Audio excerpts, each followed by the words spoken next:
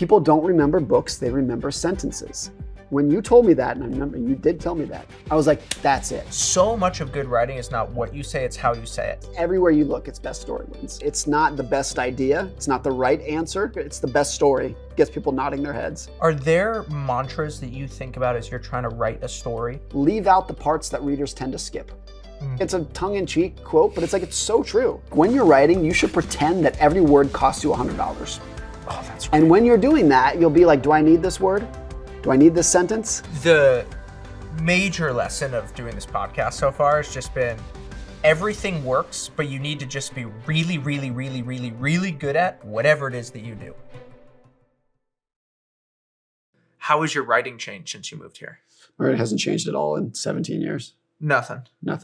I don't want, and I think that's not to say that there's no improvement, but I don't want to be like, this was one of the lessons for when I started writing Psychology of Money. I wanted to reinvent myself. And I was like, oh, I always write blog posts, but now I got to write a book with a capital B. Yeah. And I got to write long chapters. And I had no experience doing that. And I shouldn't have just pretended that that was the same thing as blogging. Right. Because it's not. It's a totally different thing. So then I just owned I'm a blogger and I have a skill at writing 1,500 word blog posts. And I'm not going to try to break that. I'm just going to own that in the book. So they're going to be short chapters. They're going to be blog length chapters. Yeah. Well, each chapter is a long blog. Yeah. Is kind of how I feel about it. It also made the process more digestible because if you sit down and you're like, I'm going to write a 75,000 word book. Mm-hmm. It's really daunting if you think about it like that. But if you're like, okay, I need 20 long blog posts. Even if it's the same thing, it's a lot more digestible. You look at it and you're like, okay, I can do this. I can knock that out. Are there writers who have done a good job transitioning formats like that? Because even Seth Godin has an amazing blog, but his books are these mini blogs, just like what he writes every day. It's like people have these lanes and they get really good at, they have their hammer and they get good at looking for those sorts of nails. And then their books are exactly what they write normally. I'm trying to think of someone who has really done both.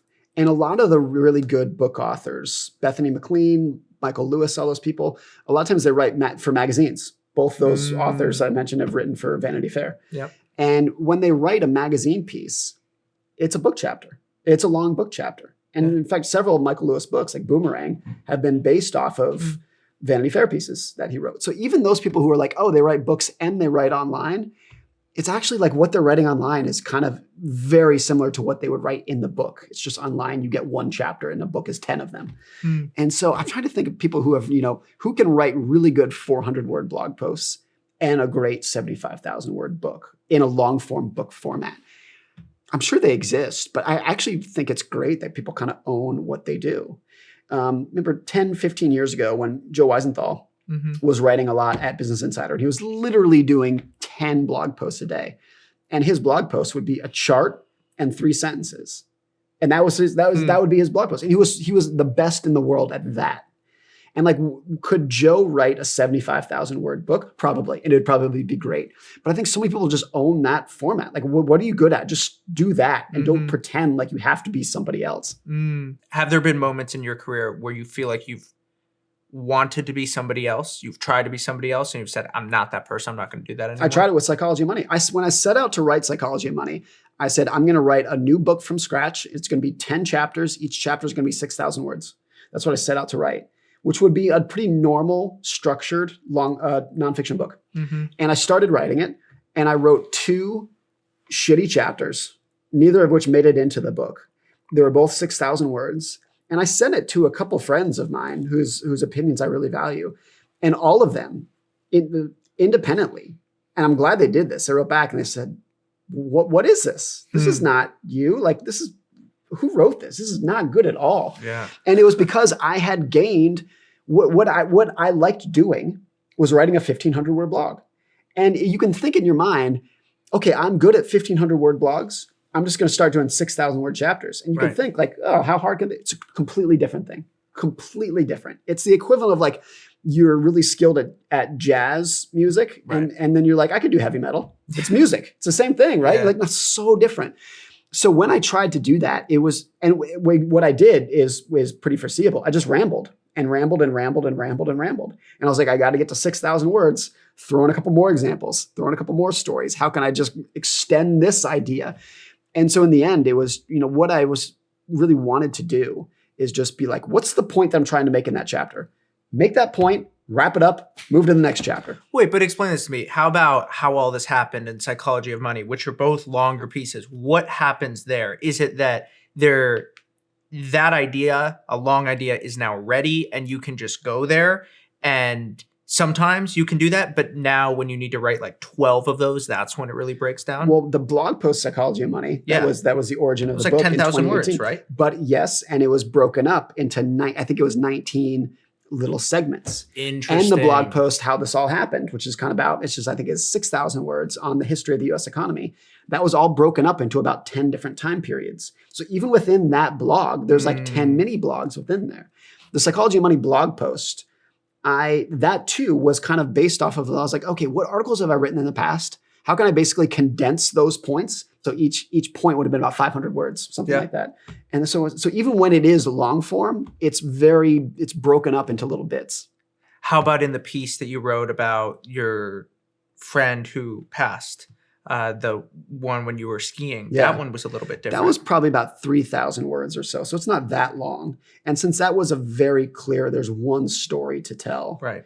That came out a little bit more. But even within that, thinking about it, that's really broken up into 3 pieces. It's like, here's our background, here's what happened during the avalanche, and here's what I learned from it. And it's like 3 distinct sections. Yeah. In terms of writing really good stories, is that something that you've worked on? Is that something that you feel is just very intuitive? I'm sure you're thinking about it all the time, but how have you gone about improving that? I think it was, if you write online, the hardest part and the best part is that if you write something bad, people will tell you in no uncertain terms how bad it was. Like the feedback, you need a thick skin, but the feedback is so great that you are constantly learning. So if you're publishing every day and you're getting feedback on that every day, and you do that for years or decades, you are forced to see what works and what doesn't work. And so, I've always been a finance writer. And particularly back in the day, I was writing about the stock market every day. This was Motley Fool. Yes. 3 articles a day. That's like, what, 700 a year? I think I was at the Motley Fool for 9 years, and I wrote 3,500 articles when I was there. So whatever that works out to, it was a lot. And getting critical feedback by hundreds of readers on every single one of them. And I realized that if you want to stick out as a writer, it's competitive. There's a lot of other writers out there writing about finance.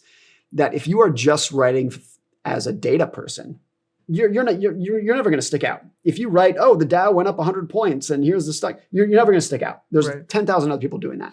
So it's like, okay, well, if you can tell a story about finance, you might actually stick out a little bit.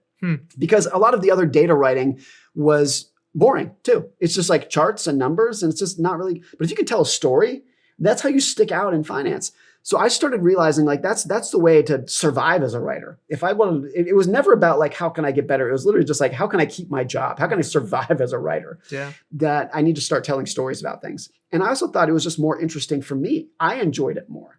I was not going to enjoy a job where I just woke up and just lived inside of Excel and dumped charts on the page.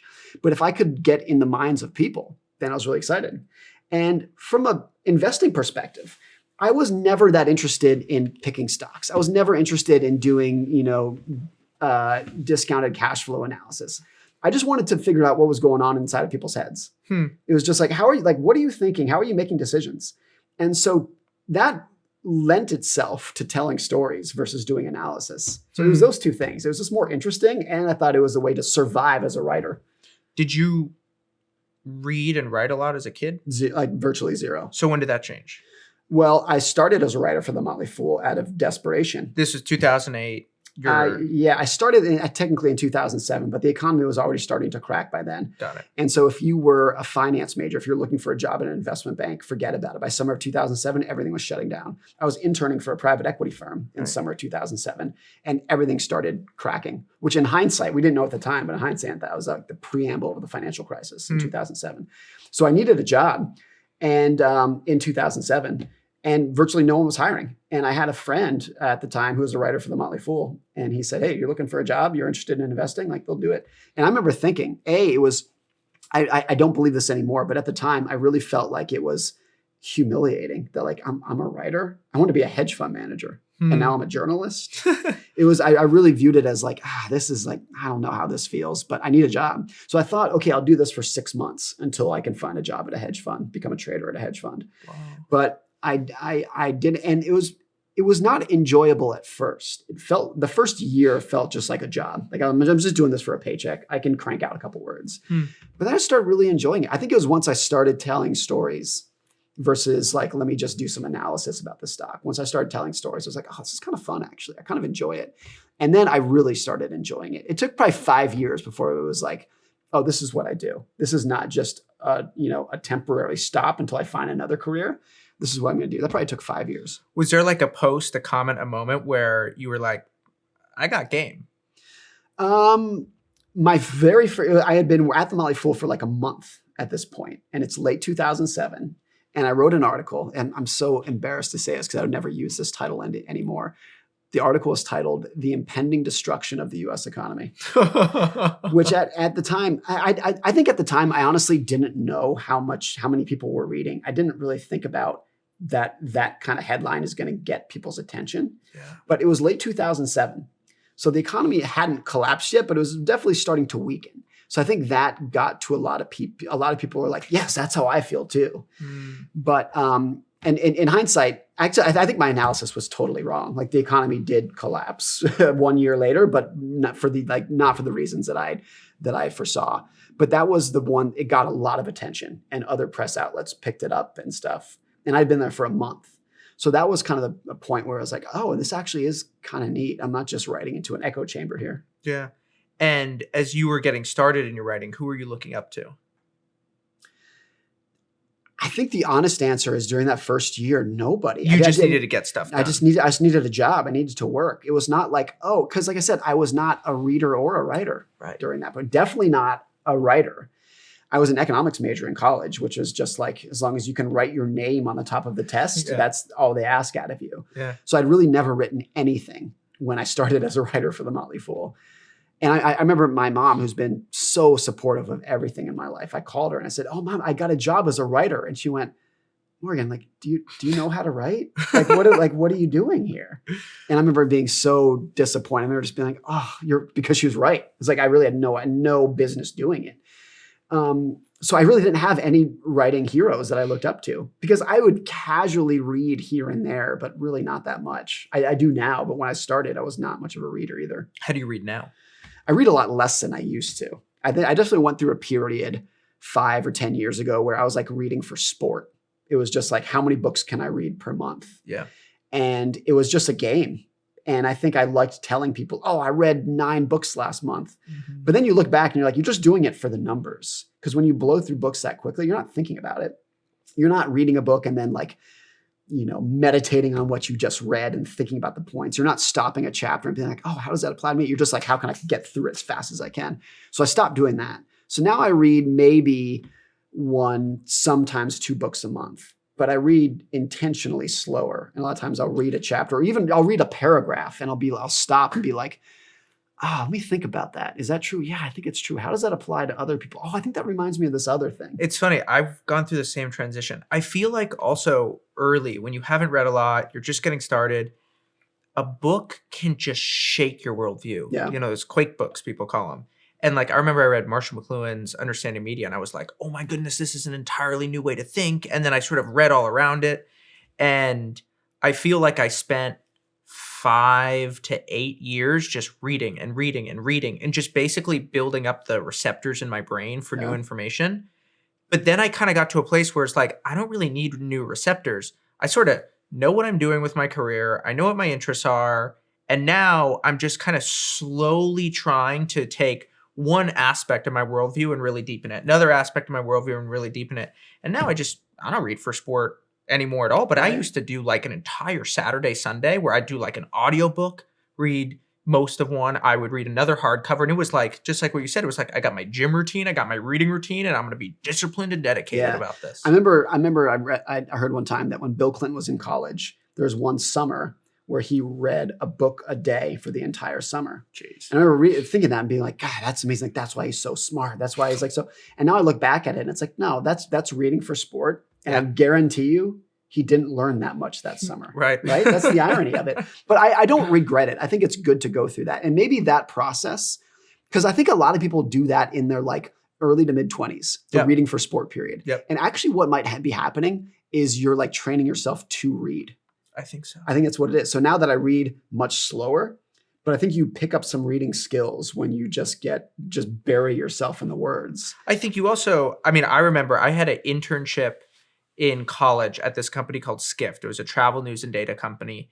And I had been in university and my university wasn't super rigorous. And now I'm in New York City in Manhattan at like a real startup.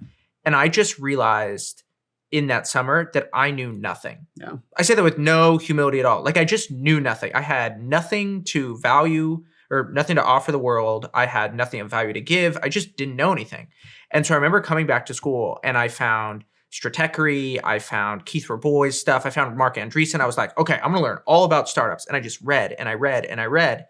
And I feel like I had to go through this explore, exploit type thing where I had to figure out, okay, what am I even interested in? And so a lot of the reading maybe wasn't about learning stuff, but just trying to figure out what do I want to be reading in the future. And now I feel like I can walk into a bookstore and just say, okay, I know exactly what sections I like. I know exactly what authors I'm looking for. And I know exactly these little circles of interest for me. I feel like too, another skill that I picked up from that is just being able to skim a little bit more effectively. So there's a lot of times, even the great books that I really love, sometimes you're reading, even sometimes an entire chapter and just be like, this isn't working for me. Let's move on to the next. But even within a chapter, you can be reading and you just kind of tell like, that paragraph's not relevant. Ooh, this is a good one. Just kind of skimming like that. And I think that's an important skill that you pick up during that period. How did you find Frederick Lewis Allen's work and how has it impacted you? I don't know where I first heard of Frederick Lewis Allen. I can't think of the moment when it was because he's pretty obscure. Yeah. Frederick Lewis Allen, he was a historian, did most of his writing in the 1930s through 1950s. And he's my favorite historian and one of my favorite writers. He wrote 3 books. One is on the 1920s, one's on the 1930s, and one is How America Changed from 1900 to 1950. Yeah. He's just so good. What I really love about him is that most historians, almost all historians, write about the big figures, the presidents, the generals, the entrepreneurs. Frederick Lewis Allen writes about average people. He's just like, what was life like for the average middle-class American in the 1920s? Mm-hmm. And it's just so, you can just relate to it so much better than if you're reading about Winston Churchill or something. Right. That's what he's so good about. And a lot of that historic writing, even if we're talking 100 years ago, like not that long ago, a lot of it's hard to read. It's dense. It's very formal. But Frederick Lewis Allen is like a chatty writer. You feel like it's easy to read. I feel like in 1930, he was writing like somebody would write in the 2010s, which is pretty rare. A lot of those books, you're like, oh, this book written in 1920, even if it's a famous writer, Ernest Hemingway or something, you pick it up and you're like, this is just not how people write anymore. It's good in its own way, but Frederick Lewis Allen is just very readable, which is so rare for that period. Is he a good storyteller or was it more the data and the facts? It's both. He gets these data and facts about what life was like back then, but it's easy to read. I'll tell you the opposite of that. If anyone has ever read John Maynard Keynes, you can't do it. You try to read one paragraph and you're like, I understand what these, like, I know what that word is, but I have no idea what you're saying here. It's not readable at all. And Frederick Lewis Allen was the opposite of that. One of the coolest things that I remember is we were talking at this point half a decade ago, and we were talking about something that was going on with how unemployment rates were calculated in America. And you were just like, dude, just go on the St. Louis Federal Reserve website and just start playing around with Fred data. And you'll realize that there's so much BS out there. And you will find so many things and learn so many things by just like skipping around on the site. And that was a great piece of advice. FRED, it's called FRED, which stands for Federal Reserve Economic Data. Okay. It has literally thousands, I forget the exact number, but it's thousands, maybe even tens of thousands of data points on the US economy. Everything you could think of, like how many chickens were harvested in this county in Kentucky. And it'll have that data. It'll have a chart with that data going back to the 1920s. It's like the most obscure, you can think of anything. And it's a really good tool to like manipulate data. So you can see, you can be like, all right, GDP divide that by the population of California. You can get like any statistic you want, which is really good. But then you realize you can get any statistic you want. What do you want to prove? there's enough data there that you can prove it Yeah. and find anything that you want. And so it's an amazing tool. I think it's a great public resource. It's all free, of course, and it's just very usable. You don't need to be an economist to figure out what you're doing. Anyone can just go in there and type in unemployment rate, and it'll show you every different kind of unemployment rate broken out by gender, age, education type, going back to, in some cases, the 1920s. It's a great piece. Are there other tools like that you like to use? The one that really sticks out, when I used to live in Washington, D.C., I used to go to the Library of Congress a lot. Oh, and wow. they have, it used to be just on microfilm, but now it's all digitized. Every edition of many, many newspapers going back to literally the 1700s. And I just think it was the coolest. So I used to go in there and just kill time and be like, without any objective, I would just go in there and be like, I'm going to read the New York Times from a random day in 1922.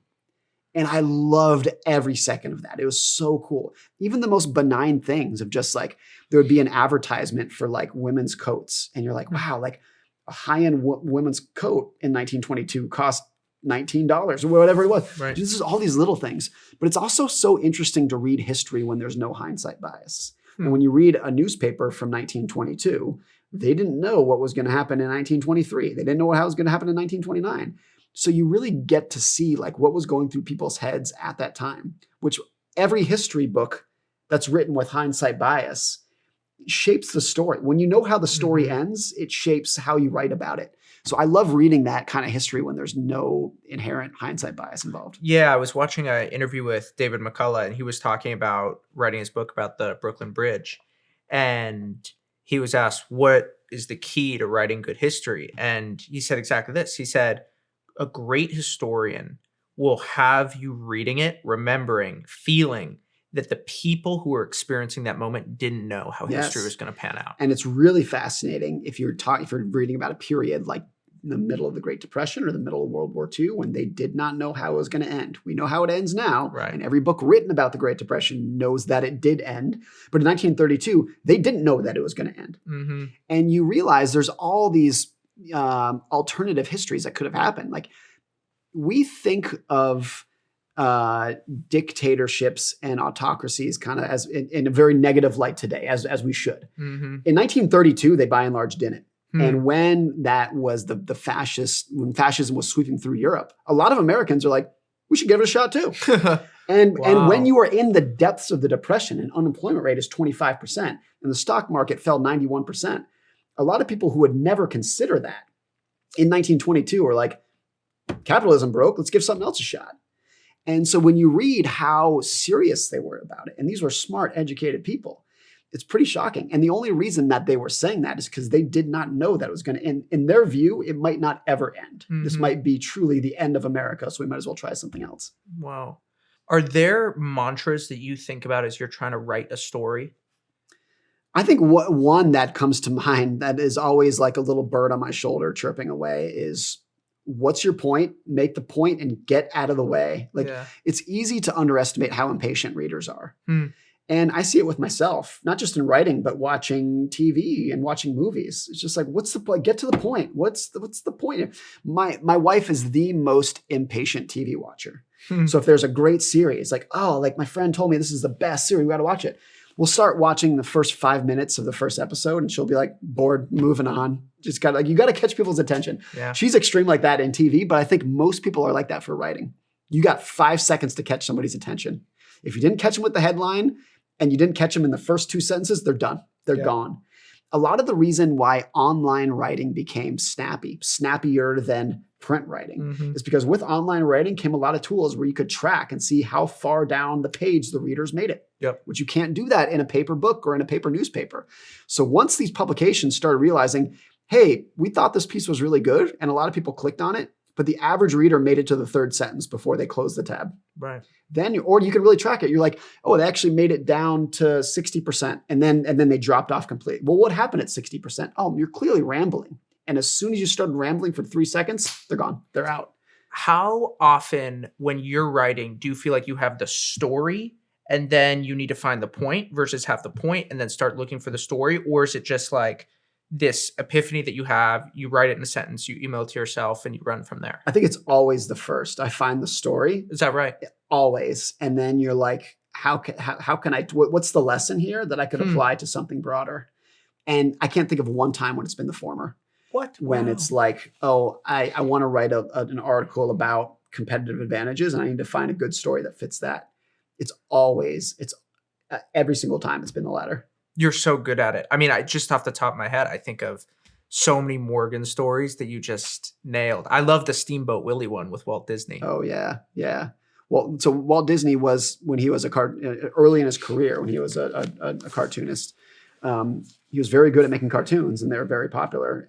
But he had no business sense whatsoever. And all the cartoons he was making he was not making any money. So there's a period when he had made all these cartoons, all these like cartoon shorts, and he was on the verge of bankruptcy. It wasn't working. And then Steamboat Willie completely changed everything. It wasn't Steamboat Willie. It was Snow White. Snow White completely and utterly changed everything. And like by several orders of magnitude, it was bigger financially than everything else he had ever made. So at that point in his career, he had made dozens of cartoon short movies and none of them mattered except for Snow White. Yep. And that was the movie. He made so much money from that he built a new studio and hired a bunch of people and paid off a bunch of debts that were about to put him into bankruptcy. So I use that as an example of tales. Like he had made, 30 movies and only one of them mattered. Mm-hmm. And that is like a distribution that applies to so many things in life. Mm-hmm. Of if you do 30 things, 29 of them are going to be irrelevant or 29 of them are going to be failures. And one of them, hopefully, if you're good, will completely change everything. How does that show up in your writing? Oh, I mean, I bet at this point it's pushing 4,000 blog posts. I think I'm really proud of like 10 of them. Oh, wow. That's probably true. Maybe 20. One a year. Yeah. No, I always said that. I write a lot less than I used to. But even at the Motley Fool, when I was writing 3 articles a day, so, several hundred a year, I'd be proud of 5. And I think if you do that ratio, that's pretty good. If you can come up with one thing per year that you're like, this is good. I'm really proud. And even within that, I could think of one per decade where I'm like, that was what I would really want to hang my hat on. So it's never going to be the case, but I think it's true for musicians and whatnot. And it's true. I always use the example. Stephen King has written like 50 books and the huge majority of his fame and I bet his income come from like 3 of them. Yeah. So even the very top writers, Mark Twain is like this too. The Ken Burns documentary on Mark Twain is so great. He wrote so many books that sucked and nobody cared about and nobody paid any attention to. And you've never heard of them because it never became famous. But as long as you have Huck Finn that you can throw in there and Tom Sawyer to throw in there, none of it matters. Yeah. How do you feel about that now? About to publish a second book that's coming out. Does that scare you or is like, hey, this might be a flop? That scares the hell out of me. Yeah. But I think you have to accept that as a writer, that if you're going to write several books, if you are very lucky, if you're extremely lucky, one of them will be great. And I don't think there's any exceptions to that. Michael Lewis falls into that. There's a lot of Michael Lewis books that I bet even Michael Lewis fans have barely ever heard of. The New Thing, most people have never heard of it. Even some of his more recent books, The Fifth Risk and The Undoing Project. I'm sure they're great books, well written, very insightful, but it's never going to be the case that everything you do. How many games has LeBron James lost in his career? Like a lot, a ton of games. So no matter what you're doing, your hit rate's never going to be anywhere remotely close to 100%. Is it worth trying to get it up? Or do you think that you're making real sacrifices by trying to get it up? Or is it just like you can't even think about how to increase your hit rate? It's a fool's errand to even try to go for it. I think it's probably closer to the latter. Yeah. I mean, it's not to say you can't do anything. You shouldn't just throw crap at the wall and see what sticks. But you got to be prepared for the fact that there's going to be a lot of losing in this. And that's hard. That's hard to do, particularly for new writers. When they're like, I just started a blog and I'm just going to see how it works. And I wrote 10 posts and like people hated 8 of them. You're like, that's actually a pretty good ratio, Yeah. But that's hard for people to stomach. Tell me about your office that you write in here. You always write in there, right? Yep. Yeah. And I travel a lot for work, but I can't write anywhere else but here. You can't do it. Can't what? Do it. Really? Even in a hotel room by myself, perfectly quiet. I can't. I just can't do it. I don't really know why it is. I think because I'm not that sentimental of a person. I don't know what it is, but I write everything just from this office down the hallway here. Yeah. So tell me about the office. It's small. Besides your perfect bookshelf. I walked in, it was all perfect hardcovers, and you were like, it's like a perfect line on the shelf. It's really deliberate. I'm very precise about my bookshelf. What matters in a home office? Yes. I like it. It's where I spend the majority of my life in that office. Because even, I don't write that often. There may be one day a week that I'm actually typing words out. Really? And the rest of it is just kind of unstructured hanging out, reading, thinking, talking to friends. And that's where the real work happens. But actually typing is it's one day a week now. And the rest of the time it's scrolling Twitter, watching a YouTube. I was just watching a YouTube documentary about FTX that just came out. And it's a lot of just unstructured wandering, which is what I like doing. And it's all in that room. Oh, wow. What do you do? Kick your feet up, drink coffee? That's it. Feet on the desk, hang out. Smoke a cigar? Hey. Drink coffee. Drink coffee. Interesting. I didn't realize that you only typed one day a week. Yeah, it used to be. I was at the Motley Fools every day. It was every single day because I was publishing every single day. But now I publish about once a week. And normally it's like, okay, it's Monday. Like, all right, like I got to think of something to write. Well, what am I thinking about? Oh, I kind of had this idea. Like, I don't know if that's developed enough. Well, I was thinking about this other thing. Oh, let's see where that runs. Like, oh, let me think about this idea. Okay, now I'm going to go for a walk. And I'm thinking about it kind of reminds me of this other idea. And remember I read that book a couple of years ago? I think that has an example that I could tie in here. And it's usually like 2 days of that. And then it's 1 day of writing. I'll knock it all out in 1 day. And then I'll usually sit on it for a day and kind of stare at it and might change a sentence or two and then hit publish.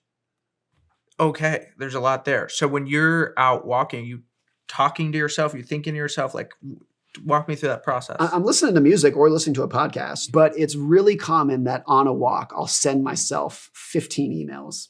And it's an email that I send to myself with just a note in the subject line. And it'll be like, like I'll remember I read this book 5 years ago and has this example. And I forget what the example is, but I'll write like, oh, this was the book. Like I think there was something about the guy who did X, Y, and Z. And I'll just send that email to myself. And all those ideas come to me while I'm walking. It'll never come to me when I'm sitting on my desk. So you just stand at the street corner, you just type yes, looking down. And it's usually sometimes the emails will be 2 words to myself, just a little reminder to think about this thing. Or what was a recent one? Example. What did I write recently? A Few Laws About Getting Rich. Yeah. That one crushed. Yeah, thanks. So how did that piece come about? I was on the treadmill upstairs here in my gym upstairs. And this is always how it is. It's never when you sit down and try to force creativity. It's always walking or on the treadmill or in the shower or something. I remember being on the treadmill and I remember stopping and sending myself an email called Laws of Getting Rich. And I had no idea where it was going to go, but I remember just thinking like, oh, that'd be a good title. Let's do something with that. And so it just started with the title, but no idea of where it was going to go.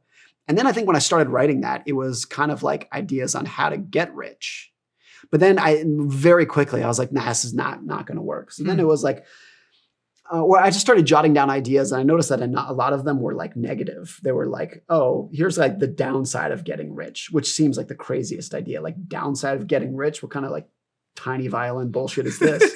But I realized like once you start putting them together, it's like, oh, that's actually like a common theme. That might be kind of a unique article. Right. Like what are people who want to get rich or do get rich? What are they overlooking? What are some of the like more subtle downsides of wealth? And so after that treadmill, there was probably a walk or two where I just started throwing, piecing ideas together. How long are your walks?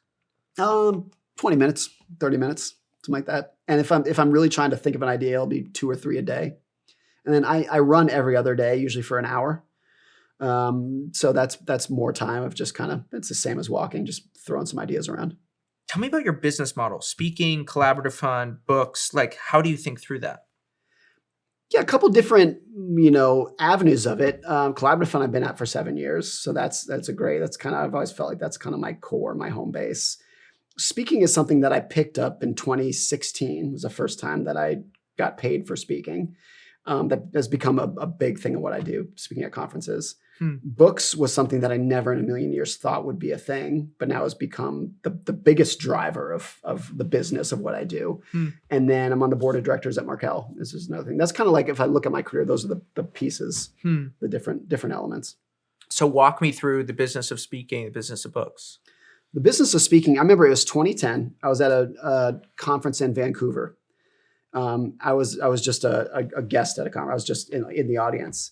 and I saw Barry Ritholtz speak. And I had been reading Barry Ritholtz for a while, but I never met him. And it was the first financial conference that I ever been to. Oh, wow. And I watched Barry get up on stage and just absolutely own the 500 people in the audience. Just had them just crushed it. And I remember sitting in the back and being like, I want to do that. That sounds like a cool thing to do. And I know he got paid. I have no idea how much he got paid. I still don't. But I remember being like, you can get paid to do that? Like I want to do that. It was not like I'm going to do this anytime soon, but it was like, that seems like a really cool thing to do. So then when I was at the Motley Fool, I did a couple of talks when I was at the Motley Fool for pretty big audiences, 300-400 people, completely scared out of my mind. Literally like not sleeping the night before, drenched in sweat as I was walking up to stage, just so scared. But I actually kind of liked it. It was actually kind of fun. Like I actually enjoyed it. And then the first time I got paid to talk was 2016. It was at the University of Arizona. Oh. Yeah. And then it kind of grew from there. I think 2018 was the first time I did international stuff. I went to South Africa and Australia and India. And it kind of just took off from there. It definitely kind of snowballs. Once event planners know that you're a speaker, it kind of just snowballs from there. And how do you think about the relationship between writing and speaking? Well, definitely what I speak about is what I write about. And a lot of like the stories that I might tell in a blog is just a story that I will narrate on stage. And the most of the talks I give are 3 or 4 short stories. Usually the stories that have nothing to do with investing, but have a very clear financial takeaway embedded in them. Yeah, which is kind of the structure of my writing. What makes a good public talk? So much of what I always try to do is when I give a talk on stage, 90% of the words I've memorized and is effectively verbatim from the previous talk. And 10% I will intentionally ad-lib because it's very obvious if you are just doing 100% memorized words. You realize the skill that actors have because to speak memorized words and not sound like a robot is very, very hard to do. Mm-hmm. So that's why like actors are so incredibly talented because they can memorize the words and come off as like they're just spitting them out ad lib.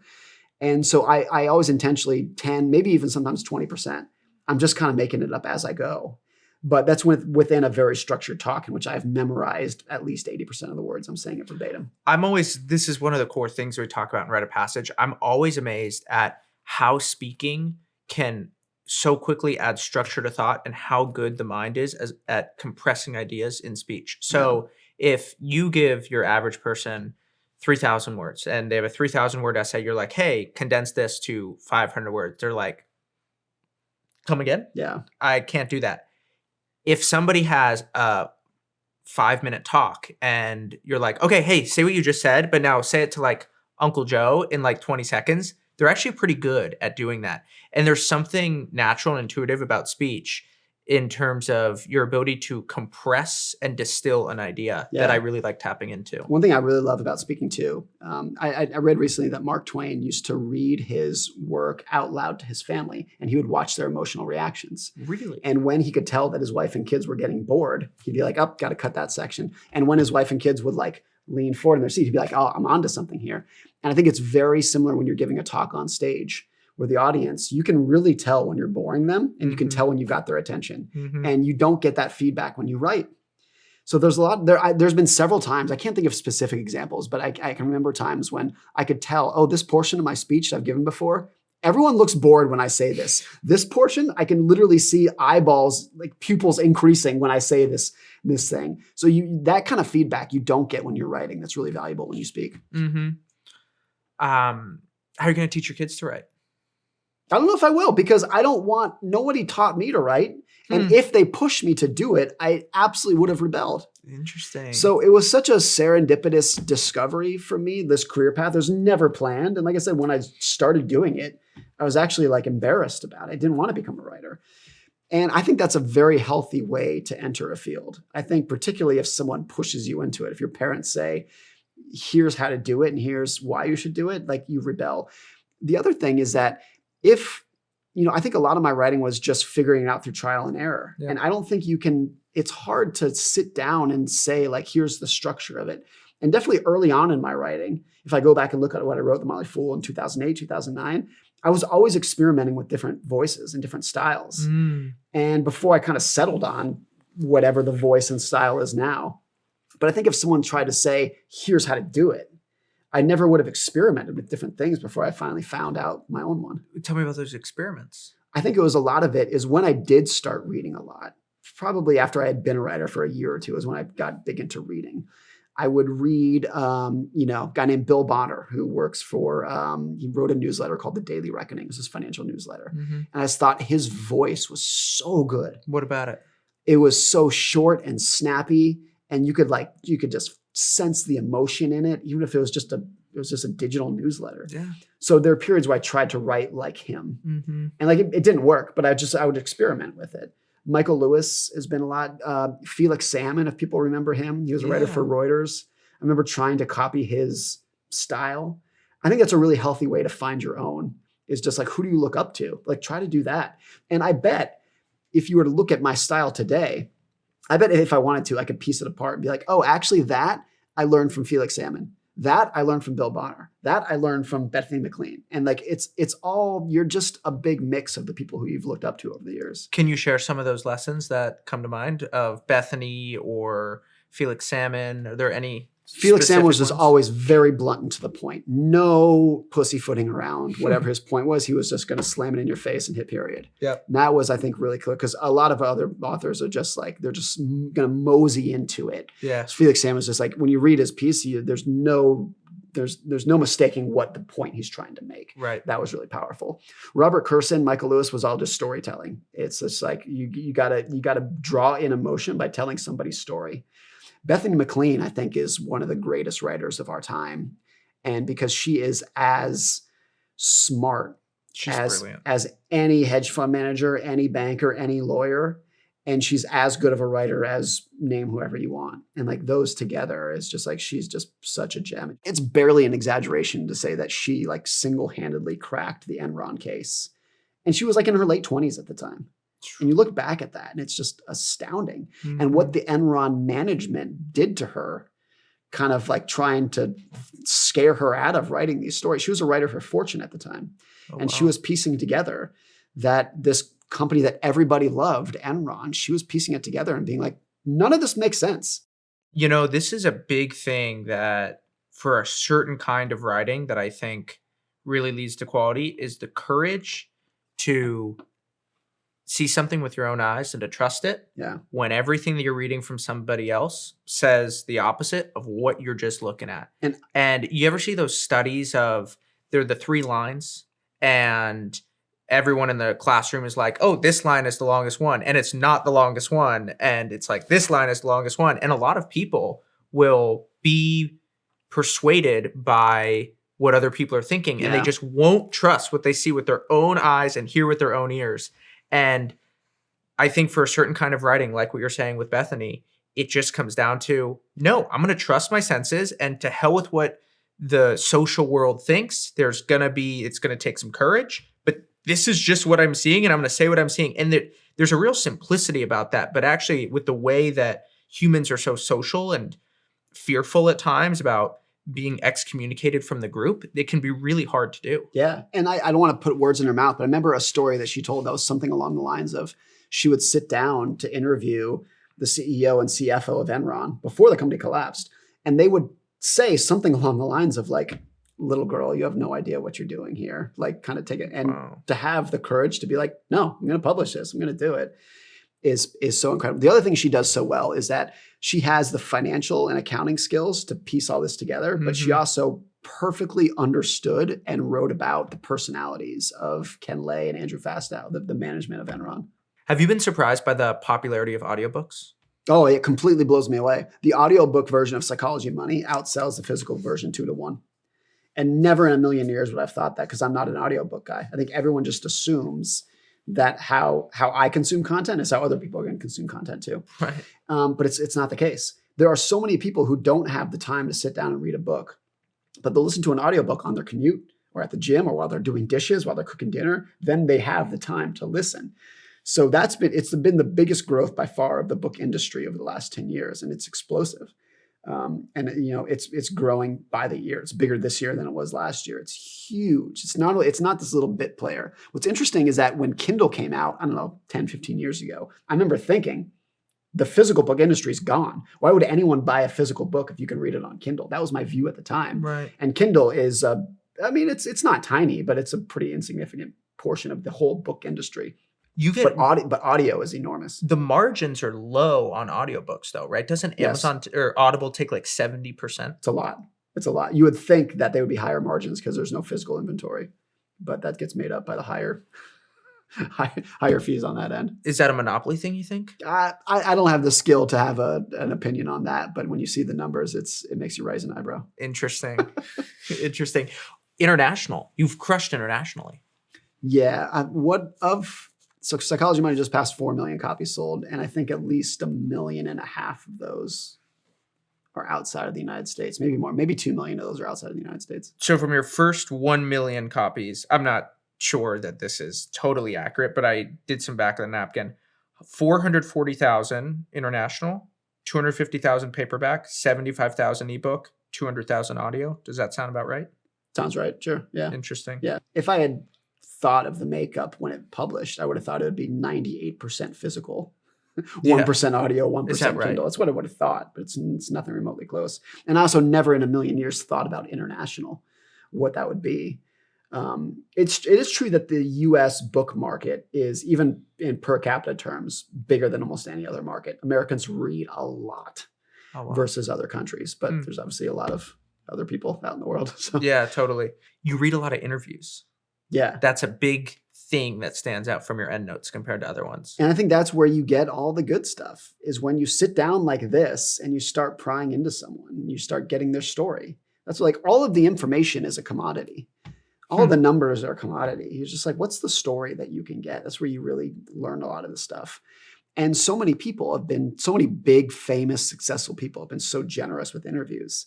Steve Jobs, Warren Buffett, all these people have given great, amazing interviews that you can learn so much from. Everyone knows the famous Steve Jobs commencement speech at Stanford. Of course. If that's the only thing that you ever read of Steve Jobs, you'll learn like the majority of what you need to know, of what you need to learn from Steve Jobs is given there. So a lot of these interviews or similar formats are just like, they're just gold mines of information. And I think it's also, what I've tried to do too, is I think it's really important as an author to, rather than you, the author, trying to be the credible resource, to quote other people, quote people who are more qualified than you. And a lot of authors don't want to do this. They want to be like, no, I don't want to, give the spotlight to somebody else. I want to be the one who's speaking on the page. And I've always been the opposite. I just want to quote as many people as liberally as I can. Because if I say X, Y, and Z is true, you might believe it. But if I says, according to Warren Buffett, X, Y, and Z is true, you're going to believe it. Mm-hmm. So I try to quote these people from their interviews as liberally as I can. Yeah. One of my favorite examples of when you do this is in Selfish Writing, when you're talking about the interview with Ritholtz and Howard Marks. Yeah. Howard Marks just wrote his memos for like 10 years and nobody read them. Nobody read them. And then Ritholtz was like, what are you doing? And he said something to the effect of, I'm just writing for myself. And I'm imagining you're sitting there reading the interview. You're like, selfish writing. That's what I do. Hey, this is actually a concept. So tell me about that. That's exactly it. I mean, so Howard Marks, his memos are read by a zillion people and they turn them into a book called The Most Important Thing that's sold a zillion copies. Like Howard Marks, he's a billionaire investor and he's a very talented, successful writer. And he tells a story about when he started writing his memos, I think it was 1990, nobody read them. He would write his memos and send them to his clients, and his clients, back then he was snail mailing them to his clients. And he would talk to his clients and they'd be like, I threw it away. No, we don't. And it didn't bother him in the slightest because he was doing these memos to crystallize his own thoughts. Mm-hmm. They were for him. They weren't for other people. It was like his diary that he just happened to mail out to other people. And he talked about how doing that, the process of writing would crystallize. He would have these vague hunches, but then when he went down to write them, he would really clarify like, oh, that's what I mean. That's this feeling that I have when I put it into words. Either one of two things happens when you put it into words. You either see how ridiculous it is and you realize that gut feeling is just something that you want to be true, but it's actually not true once you put it into words. Or you'll be like, oh, that's what it is. I kind of had this feeling, this hunch, but now it's clarified and I can do something with it. So he was writing for himself and he did it for years and years before they really started getting passed around and people were paying attention to them. And my version of that was hopefully not that I write and nobody pays any attention to it. That was true early on, but I want to write for myself too. I feel like everything I write these days, including both of these books, are just, I'm trying to figure out my own problems. trying to figure out my own life. Mm-hmm. And I call it selfish writing because I want to be a selfless person. But in writing, you're going to do your best work. And I'm going to have my best work if I'm just trying to figure out my own problems and do things, write in a style that I enjoy about topics that I find interesting. And I think know your audience turns very quickly into pander to your audience. It's really hard to know when to stop and when know your audience turns into pandering to them. And I never want to write something where it's like, oh, I already know this, but I need to explain it to you. Yeah. I only want to write things that I don't know and I'm trying to figure out myself. You know what I always think about? It's funny. I feel like this is really cool to do in music and totally encouraged, but not cool to do in writing. I always just, one of my favorite things about going to a live show is to just imagine what it is like when you're a musician and you just love your music. Yeah. Like you have created a sound that just gets you going and you're like, yes. But something about writing that isn't encouraged. I always love, I know I'm onto something when I will write. I don't think anything I write is funny, but there's sometimes I'll write a sentence and I'll laugh out loud. And that's when I know if I'm enjoying the piece so much that I'm going to laugh at what I just wrote, I'm like, that's when it's onto something, rather than being like, oh, other people will think that's funny. Be like, no, I think it's funny. That's when you know you're onto it, is when you like it. I think it was Kafka. Kafka used to laugh so loudly that he would keep his neighbors up. And it's not just humor, but Tom Stoppard, the comedian, said laughter is the sound of comprehension. Yeah. And so I think that you're laughing when you have an epiphany too. Yeah. And so when you're learning things and you're making these connections and the connections just feel obvious and they're like, you're laughing. It's like, how didn't I know this? That is where the laughter comes from. So I think the laughter comes as much from an epiphany as humor. Yeah. Yeah. So I think it's just like a chef of like, well, does the food taste good to you? Like if it doesn't taste good to you, it's not going to taste good to anybody else. You might as well enjoy it. Yeah. The other thing that I think you and I both have is like an extreme impatience. Like I think our brains are just like, go, go, go. And one of the things I've been thinking a lot about is that thinking is horizontal and writing is vertical. And so I'll tell you what I mean by that. Like if you're out on a walk, what are you doing? Like you're sort of making connections between different things. Like the brain likes to skip. I've done some meditation in my life. And like what I find is I'm going from this topic to this topic to this topic. But what writing does is it just like in almost this torturous way, it anchors me to an idea. And now I'm stuck on this idea. And all my brain wants to do is just go, go, go. But I'm like trapped on the idea. And so all I can do is go down. And what I find is when I'm writing, I'm like perpetually frustrated. I'm angry. I'm pissed off. I like want to go do these other things. My brain is like, you cannot stay this still. But I get to the end. It's been a few hours or it's been a few weeks. I've been working on a piece and I'll go to the bar with a friend or I'll go to dinner with a friend. I'll be talking about, hey, this is what I'm working on. And they're like, how do you know so much about this? And I'm like, oh, I guess I've really thought through this thinking it through for a because while. the writing has like anchored me to the topic. And like in that pain, in that frustration, I've really done this like giant, deep dive. And then I just come up for air and I've had a real shift without even realizing it. Yeah, no, that's good. I always feel like there's sometimes where I'll just get into themes. And it's like, even if it's a different topic, when I was writing in 2008, I was writing a lot about real estate and banks when I just get into a theme. So if you're writing different things, you're kind of like, usually every 6 to 12 months, you're kind of like in this kind of zone. For me, it's just been, I think, behavioral finance has been the big one, but that didn't come until 5 or 7 years ago that I really got interested in that. But that's how you can like drill down on a topic too, without being onto like one specific topic. But it's like, it all kind of falls under this umbrella. How are you thinking about the story or book? So you got Psychology of Money. Now you got Same as Ever. Like, how do you think about how your books play together? How are you thinking about, everything from both books are basically exactly 200 pages worth of content. It's all bound to the word count. I think Psychology of Money is 48,000 words. Same as Ever's 47,500. It's almost the exact same word count. Did you try to go for that? No, it was just kind of how it ended up. Yeah. They're both short books. Yeah. Then you sort of committed to the same sort of general title. Or same general cover. Yes. Right. So they sort of play same well font. together. Yep. Same font. Thank you. There's words for this. Font. That's right.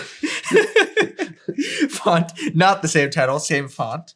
Do you think of them as sort of like sisters? Do you think of them as stylistically? They're almost identical. Their chapters are a little bit less than 2,000 words each. They're almost every chapter is a story that has nothing to do with the broader point here, but it's a story to get a point across of like, this is how people think. And then it goes into, okay, here's the lesson that we can take away from that. Stylistically, they're identical. I really think of Psychology of Money as like the psychology of you, the individual. And Same as Ever is the psychology of us, the collective. Oh, like a society. What does society keep doing over and over again? I think that's how they're different. And Psychology of Money is obviously a finance book. And Same as Ever is much broader. There's a lot that's about finance that's in there, but it's broader topics. It's just how people behave and how they respond to risk and greed and fear and those kind of things. One of your chapters in here is Trying Too Hard.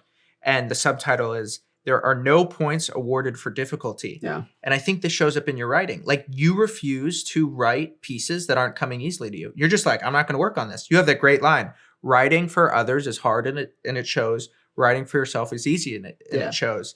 And I think that one of the ways that you stand out as a writer is you're just like, I'm just going to follow the flow. And if there's no flow, then we're done. We're done. Because you know what? The idea is probably not great. Yes. Every time I've started to write a piece and it's from the get-go, it's tough, I'm done. Just close it down. We'll try something else. If it's not easy from the get-go, from the first sentence, you're done. We're done here. But you still have moments of difficulty. Yeah. So how do those two things play together? I think usually when I start writing, you can tell really quickly, at least when we've been doing it for a long time, you can tell after you've written a couple sentences, you can be like, oh yeah, this is really starting to click. Or you can just start and you're like, this is not, I mean, it's almost like a first date. You can tell within 5 minutes, like that's not going to work. This is not going to work here. So it's when it's hard from the beginning, but there's plenty of times when, the first half is good and then it really starts struggling, but you can usually fix that. Whereas if it's hard from the beginning, you really can't fix that. Right. Let's play. I'm going to go through different chapters of Same as Ever, and we're going to take out the writing lesson. Best story wins. We'll start with an easy one. Yeah. It's always the case that it's not the best idea. It's not the right answer. It's not the correct answer, accurate. It's the best story. Gets people nodding their heads. I'm a big fan of Ken Burns, who makes documentaries. Yeah. One of the things that's so amazing about Ken Burns is that there is very little, if any, new information in his documentaries. Everyone knows about the Civil War. Everyone knows who fought, how it ended. Everyone knows the details of the battles. What he did better than anyone else who's ever existed is told a good story about it. And his other documentaries about Vietnam and World War II and everything that he's done. He takes information that people already know and he tells a ridiculously good story about it. He has this interview where he talks about how important music is in his documentaries.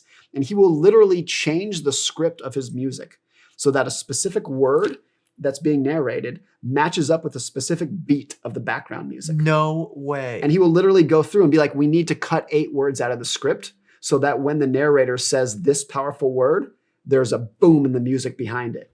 Nobody else does that. No other historian is doing that. But that's how he sticks out.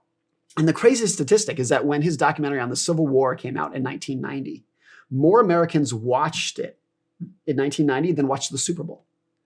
And this is about a topic that everybody knows about. It's like the most documented thing in American history. Everybody knows about the Civil War. But he tells a story about, he came out with a documentary a year or two ago about the Holocaust. And I watched most of it on a plane. And I cried half the time. It's embarrassing thing to do on a plane. You're like 37A. He is so good at just pulling at you can't feel, you can't help but feel the emotion in his work because he's a storyteller. What is it about the New York one that you love so much? The New York documentary is actually done by his brother, a guy named Rick Burns. Oh, is that right? It's Ken Burns' brother. It's a story about the history of New York City, starting from when it was first settled by the Dutch through modern times. And it's, I think, 18 hours long. And it's the same thing, very much. I don't know what was in the drinking water in the Burns household growing up, but it's the same thing. It's the emotion of it. It's the background music. It was really incredible to me to watch this Ken Burns interview. It was actually on the Smartless podcast where he talks about this, where he talks about how important music is to the documentaries, the background music that he's. That's what's really tugging at your emotions and getting you into this moment. And I just think about it from the sense of Ken Burns is a historian, but there's literally not another historian on the planet who's thinking about the storytelling as much as he is. And that's why he's so popular. But that lesson applies to a lot of things. Even like a product design, like the famous Steve Jobs when he came out with the iPod, 1,000 songs in your pocket. He could have just said digital music MP3 player. Yeah. And it would come out, but no, 1,000 songs in your pocket. Like you can relate to that. You can feel that. So I think it's if you have a technical job, if you're into finance or you're a coder or whatever it would be, you think analytically. And when you think analytically, you're just like, what's the right answer? If I find the right answer, I win. And for almost everything in life, it's not the case. Even I would say someone like Warren Buffett, like, is he technically minded as a stock? Of course. But one of the things that he's done so ridiculously well since he was in his 20s is he's so good at explaining what he does and why he's doing it, that early on in his career, he had all of these rich people in Omaha who were like, Buffett would sit them down and say, this is how I pick stocks and value investing. And they'd be like, I buy it. Here's $1 million. And he was able to raise money and hold on to money that he would manage for other people because he was such a good storyteller. And I think that's true through today in his annual letters or when he goes on CNBC. I think a lot of that done is for a strategic purpose of like, he tells such a good story that people trust him because it all makes sense. It's so clearly explained in a folksy manner that people just like, oh, I get it. I'm going to give you my money and you just go do your thing now. Bezos is the same way. I just saw his book in your office, and he always has its day one at the bottom of every shareholder letter. And he has basically said to his investors, hey, we're going to think really long term. And while so many other companies have had to go quarter to quarter, he's just been super consistent about saying, this is how I'm going to run the company. And this is one thing that I really have appreciated about the investing finance industry is they've figured out how to use writing to attract capital, to get the right shareholders, to really align thinking and coordinate people. And I feel like is very far ahead in terms of using the internet to write and get stuff done because of it. Yeah. And you can see why people would, if they have the quote unquote, the right answer and they're not getting ahead. It's because that's not how you get people's attention. It's always everywhere you look, it's best story wins. You were talking about that Ken Burns anecdote. And that is a great category of anecdote, which is insert great person. What is something that they do that people who aren't in that field would be astonished that they do? So we do a fun one at Rite of Passage that has really been a big shift. So in our 5th cohort, this was the COVID cohort. So we were stuck and we had this giant cohort, and that's really when things began to take off because no one had anything to do. And so Will, who co-founded the business with me, we were chatting and we got to the end of a live session and we were sort of annoyed with each other because he was trying to communicate something to me and I wasn't really getting it because I was presenting it. And we were like, we need to come up with something. And one of us goes, you know what, let's just start an iMessage thread and you'll just put your iMessage right at the bottom and you'll present. And so now we go back and forth and we have like 6 people on iMessage. So if there's something happening with slides or something happening with music, there's live chat feeds that are getting streamed to me. And I'm just presenting and I have 6 people on the team who are feeding me things. Yeah. Hey, go faster, go slower. Hey, you need to gain energy, lose energy. And then for one of our more recent cohorts, we went from keynote slides to pitch slides.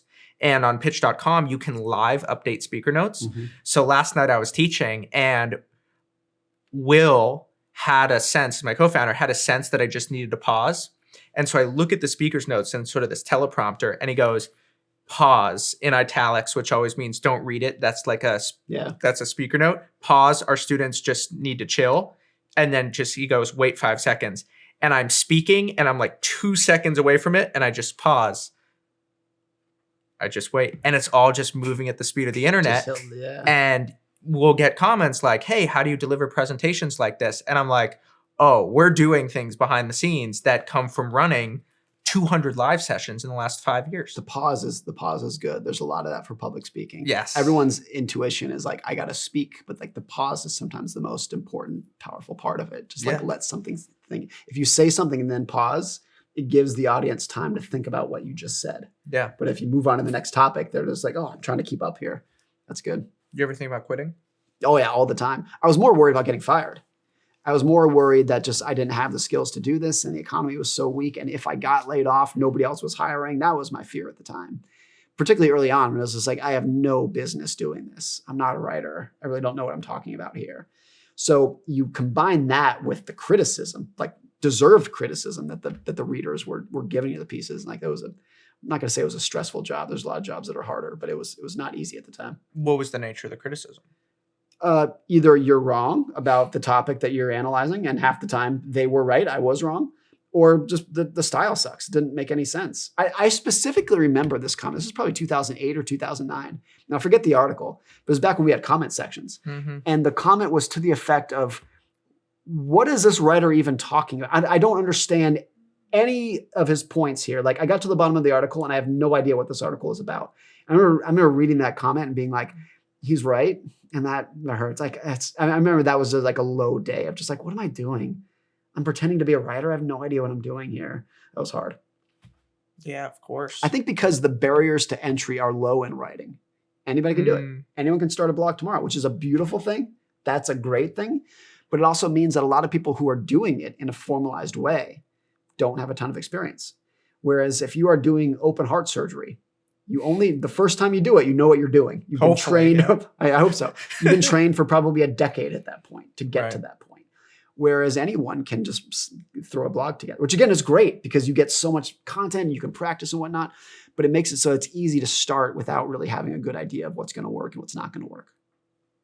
Probably a good thing that you didn't publish your first book then for 12 years after you started writing?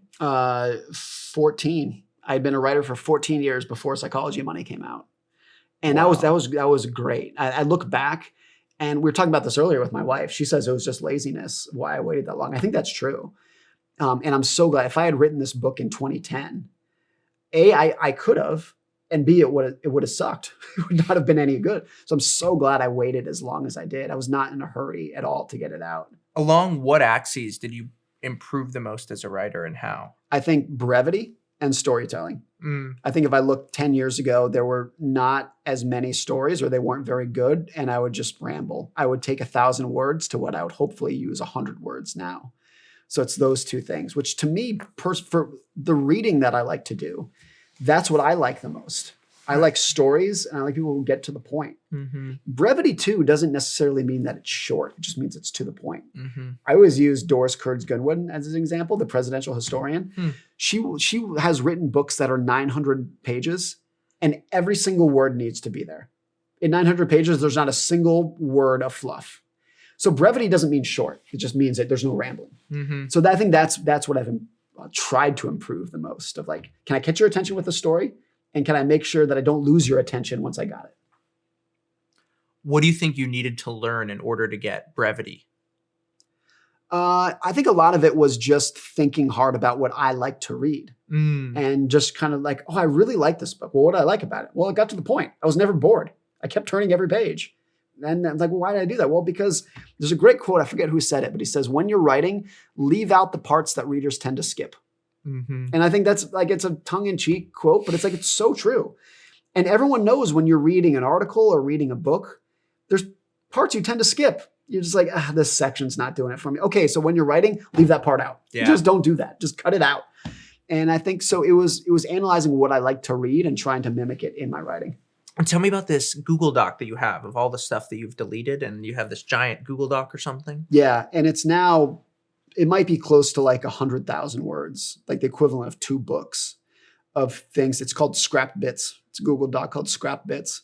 And it's things like when I'm writing an article, or a lot of it came from book writing, I would write a section, I'd write an anecdote, write 4 or 5 paragraphs. And I would think like, that's pretty good, but it doesn't fit here. I'm going to save it for later. And it happens so often that I'm writing something and I'm kind of stuck on the article. I'm like, I can't think of the example here, or the story. Then I'm like, I think in Scrap Bits, there's actually this little anecdote that I can plug in here that I wrote 5 years ago, and it didn't work for that piece, but it works perfectly for this piece. So I think saving that, cutting room floor scraps is really important. You'll be surprised how often you can recycle it. Do you write your books in Google Docs? Yeah.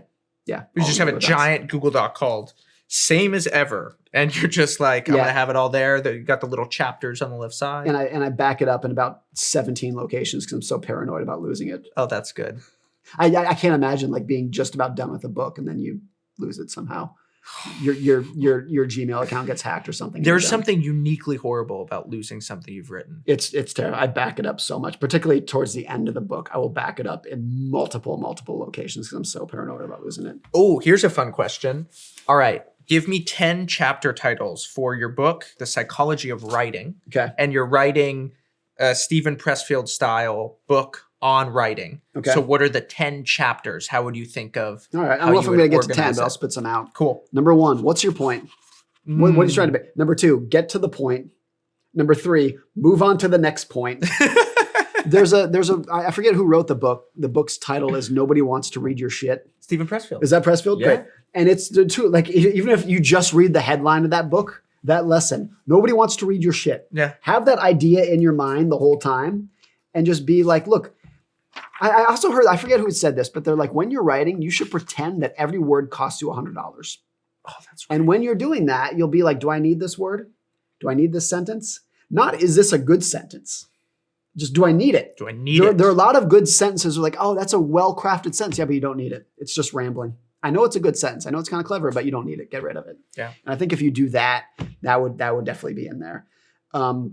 Selfish writing would be a title because I think it applied to most people. Like, write things that you want to read in a style that you enjoy and don't think about anyone else.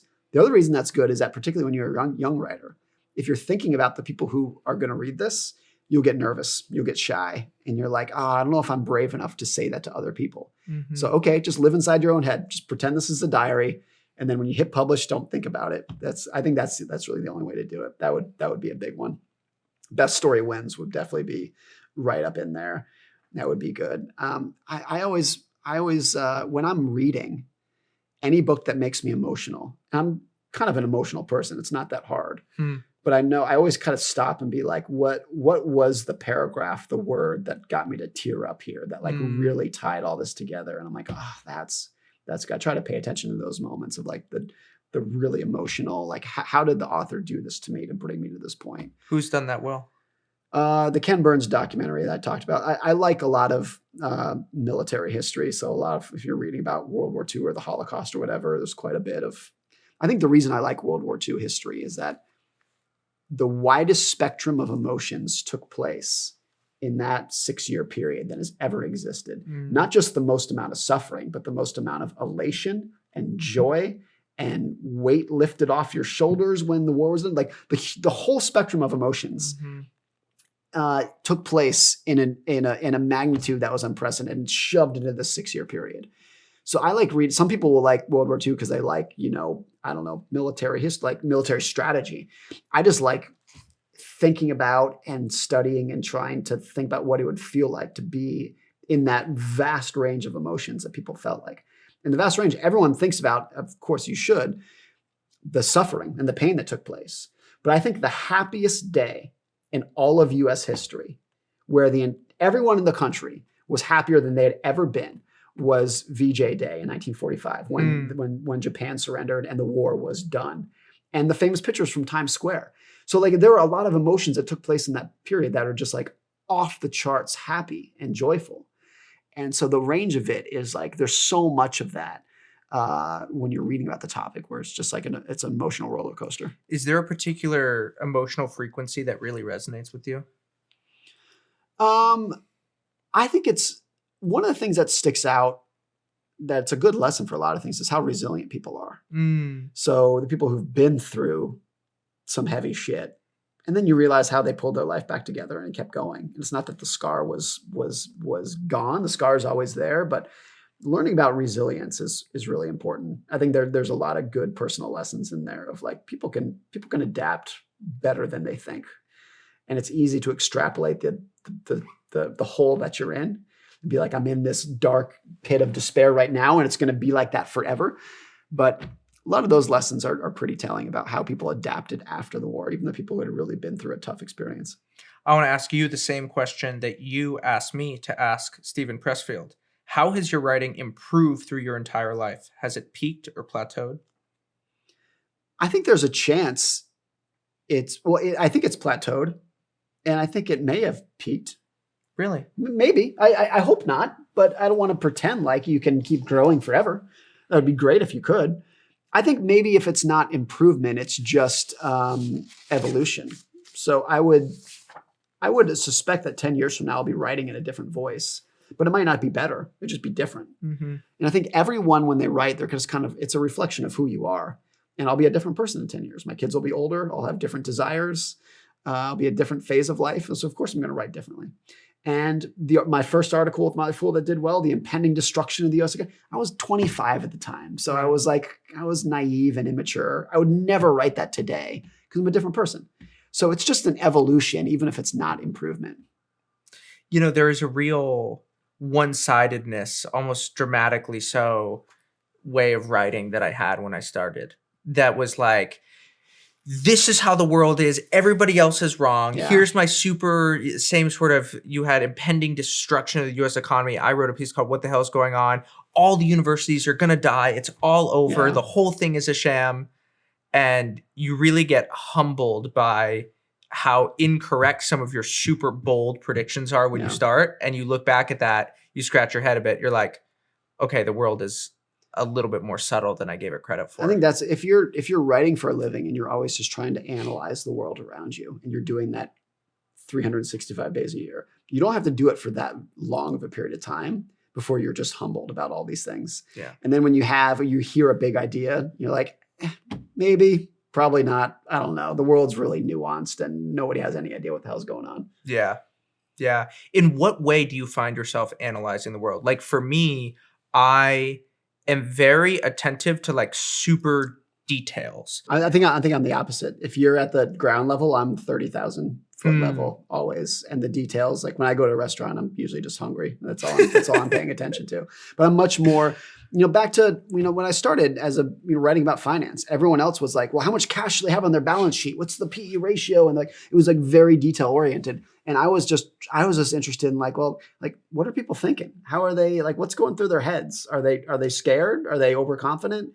Just like a much higher level, broad view of how people think.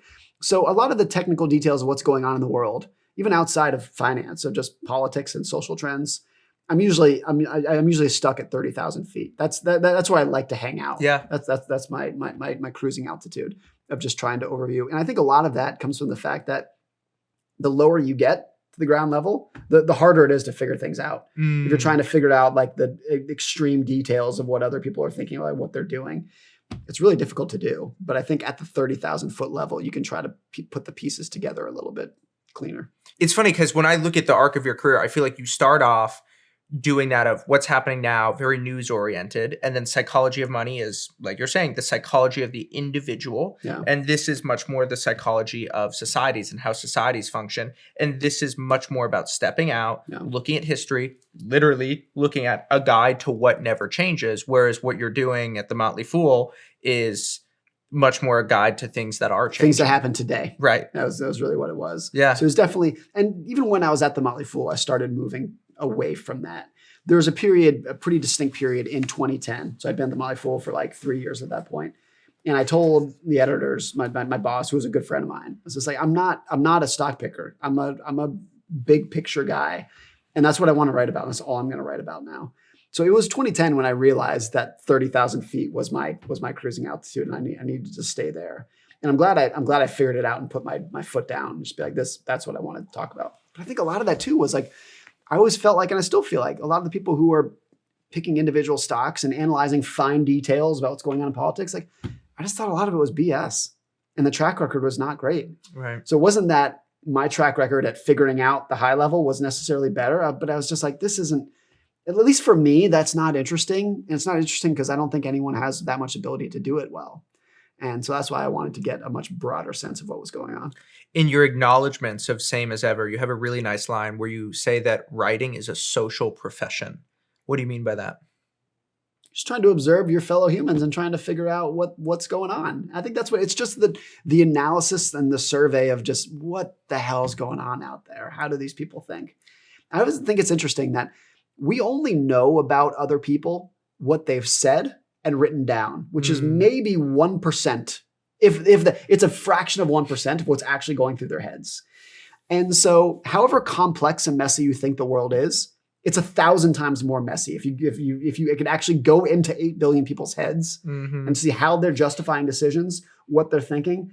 And look, the 0.001% that they have verbalized and written down is crazy enough. It's completely bonkers. But the spectrum of what people think is 1,000 times wider. than the craziness that's actually out there. So I think that's an interesting thing of like just trying to figure out how big the spectrum of crazy thoughts there is that goes through people's heads. I think it's true for me. What I write about and verbalize is like the center of my thoughts. And there's some crazy stuff over here and some crazy stuff over here, but I'm only showing you this center part. So I think attuning yourself to the other parts of how people make decisions and what they're thinking about is what's enjoyable to me. We danced around editing earlier, but we didn't really get into it. How does that process happen for you? You're sitting at the computer? Yeah. You just read it over and over and over? No, I almost do the opposite. I don't know if this is the right thing to do. I don't know if this is probably not good advice, but pretty much when I get to the bottom of the article, I just hit publish and I don't go back and read the whole thing again. But what I do is every sentence that I type, after I type it, I'm like, all right, is that good? Let me read it again. That good? Can I change this word? Oh, I might use this as a better word here. So it's like it's just like editing as I go. Really? Whereas I think a lot of people will just like, let's just smash out a bunch of words and then we'll go back and edit each line. Where I'm like, no, let's just do every line as carefully as we can. So that by the time you get to the bottom, you're like, yep, okay, it's good. We're done here. Wow. I've never met somebody who writes I don't know if it's good. I don't know if it's probably terrible advice. It's clearly working for you. And I think here's why I think a lot of it too is that you will never get to a point where you're like, great, doesn't need to be edited anymore. This is perfect. Hit publish. You will always be able to do another pass. So because you can never be done, you might as well just come to a spot where you're like, all right, good enough. I learned this a lot when I was a columnist at the Wall Street Journal for a couple of years. That's right. And during that period, for a big publication like that, 6 or 7 editors would go through the piece that you wrote. Wow. So I would write it, and then I would write it again, and I would be like, in my mind, this is perfect. And I give it to another editor, and they would be like, okay, and they would mark it up, and then in their mind, it would be perfect. And then they head it to another editor, and that editor would mark it up. And then in their mind, it'd be perfect. So everyone who took a stab at this, when they were done with their work, said, all right, this is perfect. And then the next person would say, nope, I'm going to change 80% of this. So you never get, there's no objective. This is not math where there's an objectively right answer. It's all just like whatever you think is perfect, somebody else will be able to slash to pieces. So you got to get to a point where at the bottom, you're like, yep, I think it's good enough. And I'm not going to drive myself crazy because you can. The hardest thing about writing a book relative to a blog is that blogs can be changed after the fact. Right. And there's plenty of times when after I publish a blog, someone will tell me, oh, I got this wrong. There's a typo here. I misquoted this person. You go and fix it.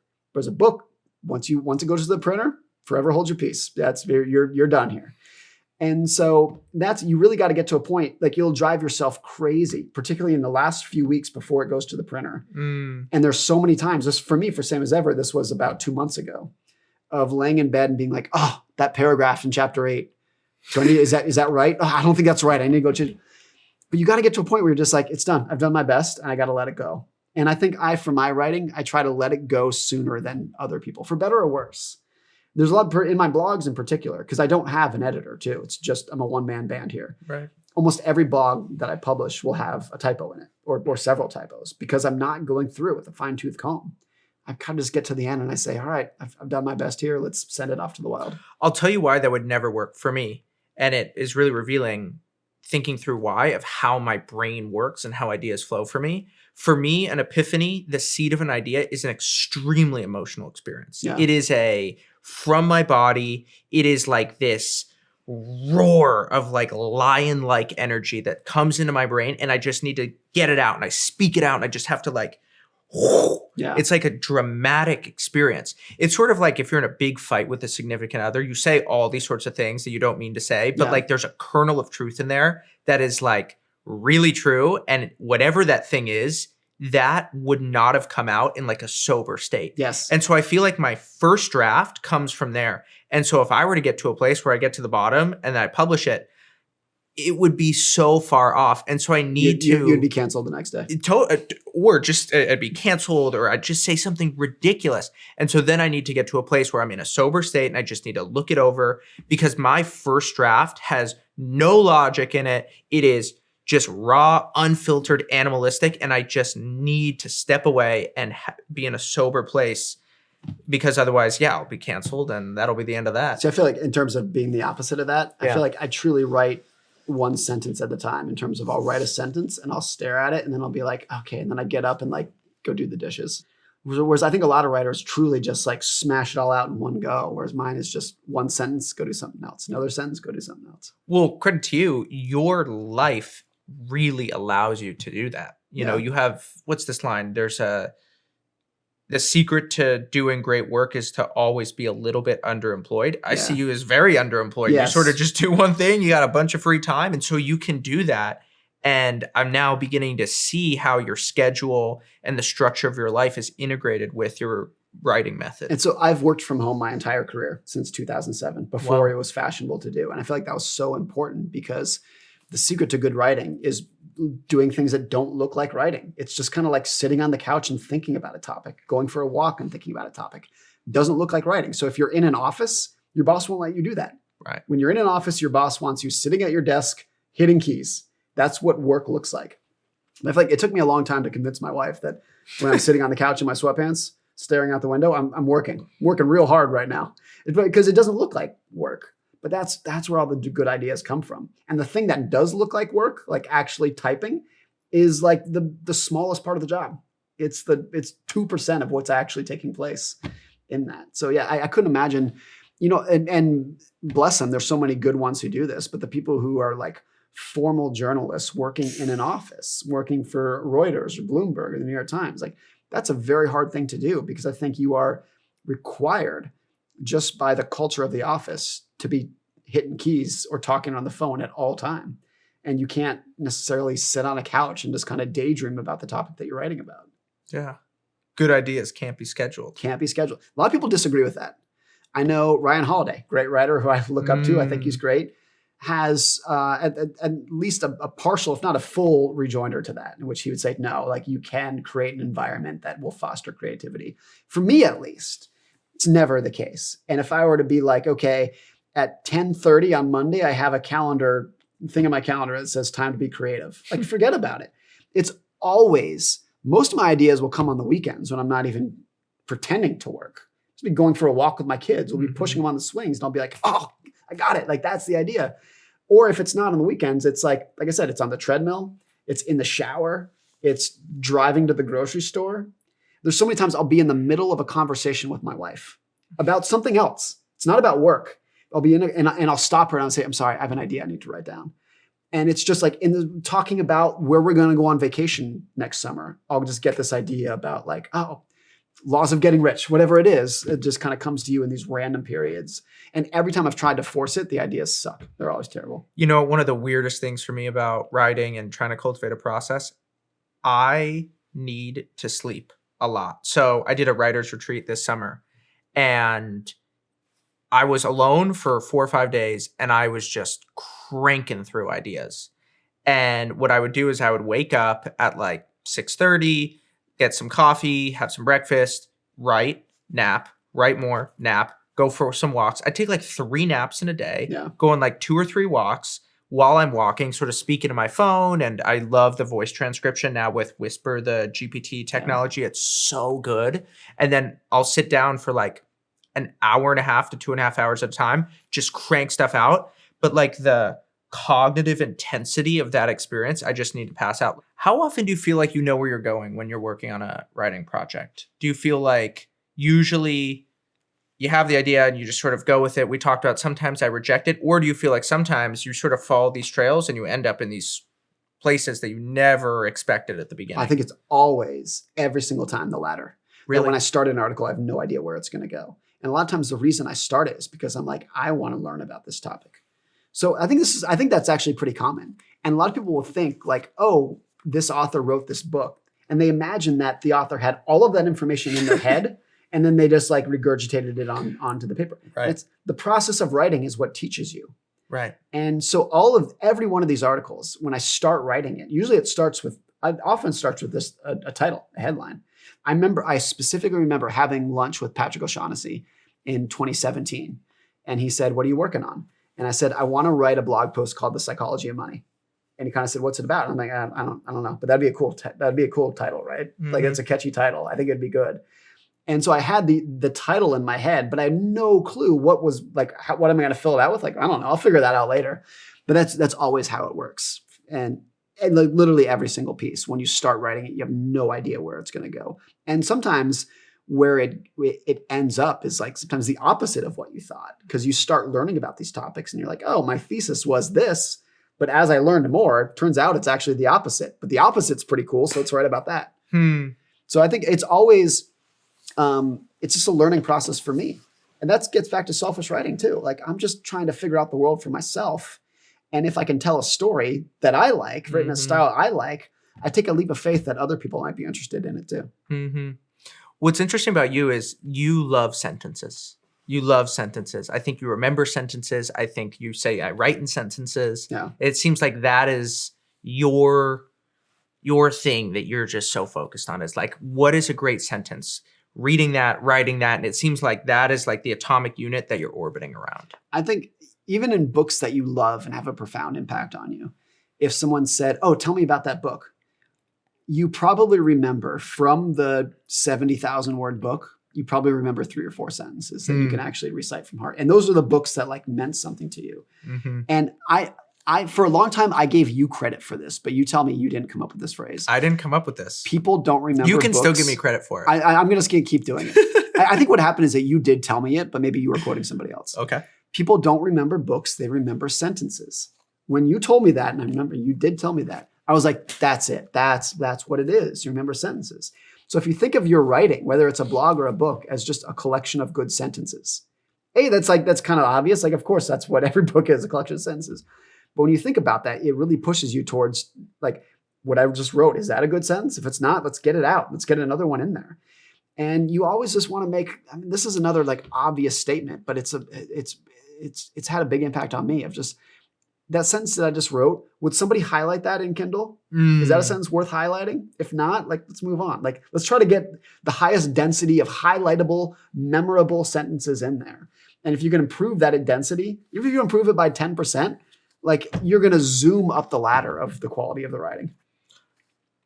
You know what the number 1 highlighted book is in Kindle history? No. 4 Hour Body. Is that right? Number 1. And I think Tim is a great example of very quotable. Very quotable. If Charlie Munger wrote a book, you would highlight the whole thing because he is just a machine of one-liners. Yep. And once you tie those one-liners together, you get beautiful writing. Yeah. See, I love phrases. Never ending now. It's kind of the same thing, though. Yeah. Well, I would say close. I think that I like the thing that you get in a phrase more than a sentence is it's less complete, but I think it's a little bit more catchy and there's more alliteration and like playing with the words. And I think I think it can be, that's slightly different. And I'm trying to figure out what that speaks to, that I like one-liners so much. I don't know what it is, but maybe it's that I can get away with it not really making sense, but being memorable. Like there's something very artistic about it. I think a lot of people like that. I heard this recently. I forget where I heard it, but Larry King, I didn't know this, but back in the 80s had a newspaper column. He apparently back in the 80s, he did everything. He was like TV host and journalist. And because he was so busy doing all the other things he was doing, his weekly column was just a collection of random sentences. So the example was like, he'd be like, and it was just someone recalling this. I'm sure this isn't like verbatim what he wrote, but he'd be like, I really love Princess Diana's new hair. And the next sentence would be like, I can't believe Ronald Reagan did this week. It was just a random collection of sentences of just random observations. But people love that. People love a collection of good sentences. And the idea that, of course, if you can tie all that together in a long form narrative, that's great too. But a collection of great sentences I love it. One of my favorite Nassim Taleb books is his least well-known. It's called The Bed of Procrustes. So good. So it's a collection of aphorisms. And people love that. Meditations by Marcus Aurelius, a collection of aphorisms. People love short and snappy to the point. And it's almost like it's a form of poetry. And in poetry, like you cannot reduce it to what it's been. If you can get an idea reduced to one great sentence, that's a form of best story wins. Amen. There's another book called Everything by Aaron Haspel. And it's just like Bed of Procrustes. It is so fun to read. I love flipping open books of aphorisms. You read it for like 3-4 minutes at a time. Kevin Kelly's recent book. Yes. It's just a book of quotes and it's lovely. It's so good. The main thing is to keep the main thing the main thing. I say that all the time now. Don't be the best, be the only. Yeah. Other people have explained that in 10,000 words. And he does it in, 8 or whatever it is. And that's what's really good. He has another one like enthusiasm is worth 40 IQ points. Yeah. Here's another one. I'm sure he's making this up, but he says, if you don't smoke before age 25, you will never start. And if you start smoking before age 25, you will never quit. Like, I don't know if that's statistically true, but just as a sentence, you're like, oh, there's actually a lot of meaning in that of just like the accumulation, compounding effect of habits. So but that's another example of, and I know when you turn something like that into a publisher, most publishers will say, can't do it. You need to tell a story. They've got to be connecting. These are all random points. How do they tie together? And my thought is always like, no, they don't. I got a lot of that feedback from Psychology of Money. Every single publisher in America turned it down. And we sent it to every publisher. Every single one of them rejected it. And the main reason why, there are lots of reasons why, but the main one was it's just a random collection of essays about money. There's no connecting theme. And my response was like, yeah, that's what's good about it. It's just like, rather than rambling on one topic, I just want, like, I got these stories and I think they're good. And I know that chapter 7 doesn't relate to chapter 12 in the slightest. They're not connected at all. But I think they're both good. But the publisher said, no, every chapter has to be about a connecting theme. And I thought that was bonkers. I think it's the opposite. I think books like Kevin Kelly's or Nassim Taleb's, or to some extent Psychology of Money, cover a wide range of things. But if it's good writing, people will like it. Yeah. I mean, the major lesson of doing this podcast so far has just been everything works, but you need to just be really, really, really, really, really good at whatever it is that you do. I like that. Yeah. And in some ways that's obvious, but it's easy to overlook. But people are always like, hey, how should I do it? You can do whatever you want. Yeah. But you got to be really good. You got to be really good at it. You got to be really good at it. Yeah. No, that's actually really good advice, because there's a million ways to write. It's an art. It's not a science. Yeah. And like in every form of art, there's infinite number of ways to do it as long as you're good at it. Yeah. What have you taken from Bill Bryson? He, in a similar way to Ken Burns, writes about topics in which he is not discovering any new information. He's writing about topics that have been written about by a million people before him who were more qualified and understood the topic better than him. But he's just a better writer than everyone else. So his most recent book is called The Body. It's an anatomy textbook where he starts with the hair and he moves down to the toes and he talks about how the human body works. And he goes into great detail about how your gallbladder works and how your quadriceps interact with different tendons and whatnot. But he tells it in such a captivating storytelling fashion that it was like one of the books of the year when it came out. And that's when you can take a topic that seems so dull and boring and that it's literally a textbook of a topic and be like, oh, I'm going to tell a good story about this. That's what he's so good about. You know what's really funny about this? How many writers don't write because they think everything that I would want to say on this topic has already been said before. Yeah. So much of good writing is not what you say, it's how you say it. And the proof of this comes from your high school English class or your high school science class, whatever it is. Our favorite teachers, they weren't there coming up with new information. Yeah. No, they just had a way of communicating it that brought it to life. And they made it fun, or they made it engaging, or they created a moment of suspense and tension as you were sitting there and you went from being bored to being mesmerized. And that teacher really fired you up. But there's something about, we start sitting down to write, we're like, oh, I need to make sure that none of these ideas have ever been shared before. And people just drop themselves out of the race before it begins. I would say it more forcefully and say there is nothing new to write about. And everything has been written about, unless you're talking about the news of today. But even that, it's like there's nothing new. Everything that needs to be said has been said before. It's not to say that we have discovered every form of science or like there's no more innovation, but there's almost no new topics to write about. Right. You're just writing about it in a slightly different way than everyone who came before you.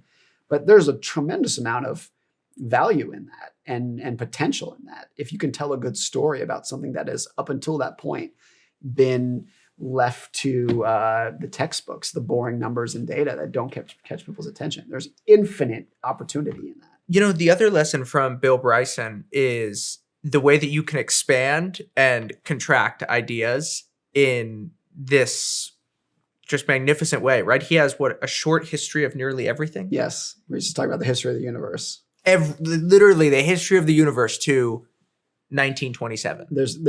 Yes. I mean, he writes about everything because his skill is writing. His skill is not astrophysics. His skill is not 1920s history. His skill is writing. And he could write about anything. He could write about the history of a fireplace and it'd be a great book because he can just tell a story. So I think when that's your skill, the opportunity for him is infinite. It's endless. Do you have a good way of thinking about conclusions? I think the most important part of any article is probably the first and the last sentence. The last sentence. Because the first sentence hooks you in. The last sentence is the last feeling you're going to have with it. So I try to think about that quite a bit in there. The very last sentence in Psychology of Money is the title of the first chapter. So the title of the first chapter is No One's Crazy, and the last sentence of Psychology of Money is No One's Crazy. Oh, so that was intentional. I don't know if anyone noticed that or if it had any impact, but I think you should always put an excessive amount of thought, an abnormal amount of thought into the first and last lines. Do you have any way of thinking about it, or is it just like a very intuitive sense? Like there's something there, right? Closing the circle where it began. I'm going to open it somewhere. I'm going to close it somewhere, and it's going to be the circular. The worst that you could do, the absolute worst writing, is that your last sentence is in summary, comma. Like that's when you know you've lost it.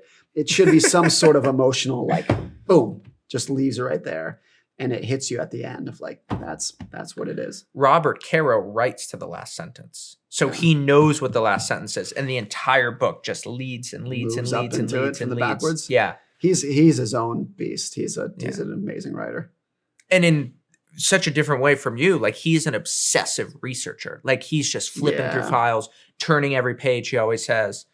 My favorite Robert Caro story is when he was working on the research for one of his Lyndon Johnson books. I don't know how many he's written, but he's interviewing Lyndon Johnson's old chauffeur. And Robert Caro says, hey, when Lyndon Johnson was in the back of the car, what was he doing? And the chauffeur says, I don't know, I wasn't paying any attention. A week later, Robert Caro says, hey, I got to ask you again, when Lyndon was in the back of the car, what did he do? The chauffeur says, I told you, I was never paying attention. I was driving. I don't know what Lyndon was doing. Caro asked him like 5 more times at different interviews. What was he doing in the back seat? Finally, the chauffeur says, okay, you know what? He would always talk to himself. Lyndon Johnson, whenever he's in the back seat, he would talk to himself about how the day went.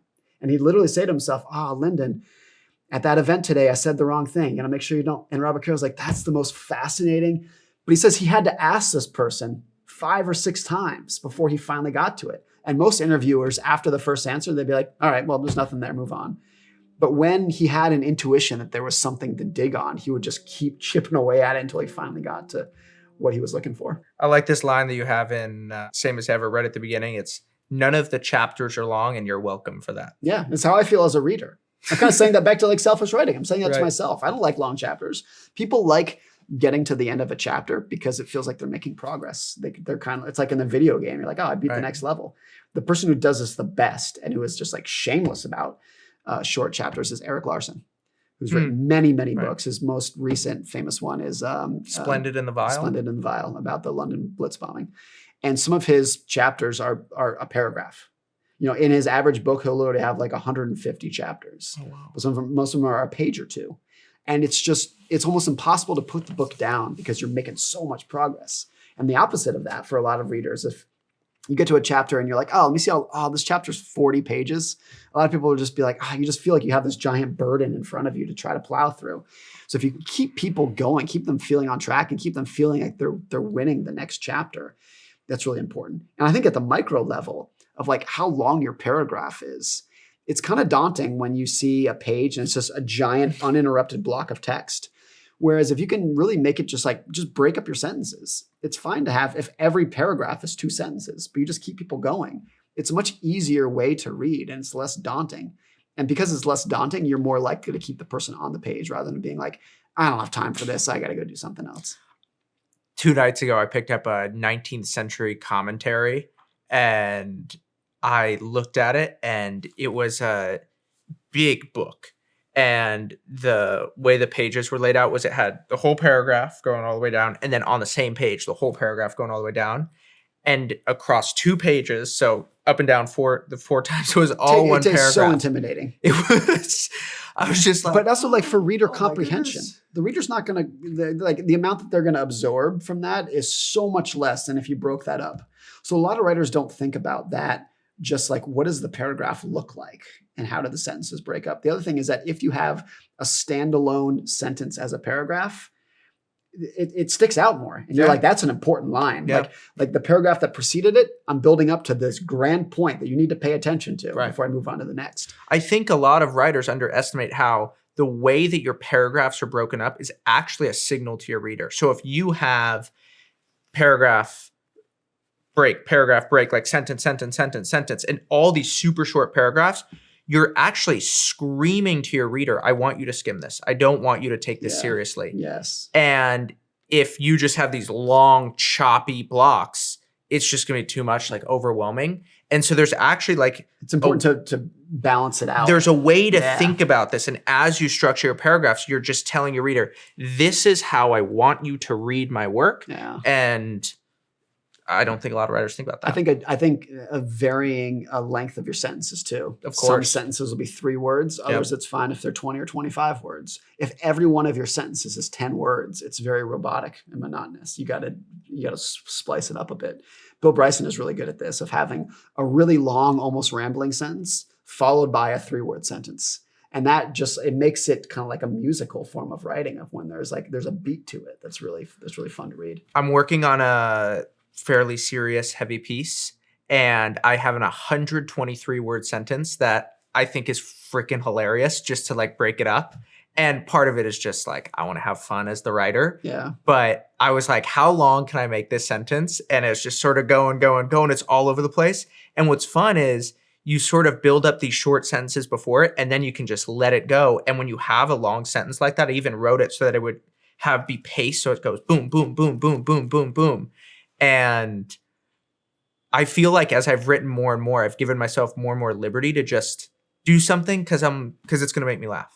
One thing that, like a sentence that sticks out, back to like people remember sentences. I forget what book this is, so I'm not going to give it accurate credit here, but it was a book about D-Day during World War II. And the 2-sentence that I remember, it was, all of the young men, it's talking about US soldiers going into D-Day, all of the young men knew that they might die in battle. And the next sentence was, most of them died in battle. And it was, I remember that just like 4 words, whatever. It's just like, you can create so much emotion with a super short sentence. It doesn't need to be a long, rambling explanation. Just 4 or 5 words, you can really stop the reader in their tracks. You ever heard this Gary Provost thing on sentences? No.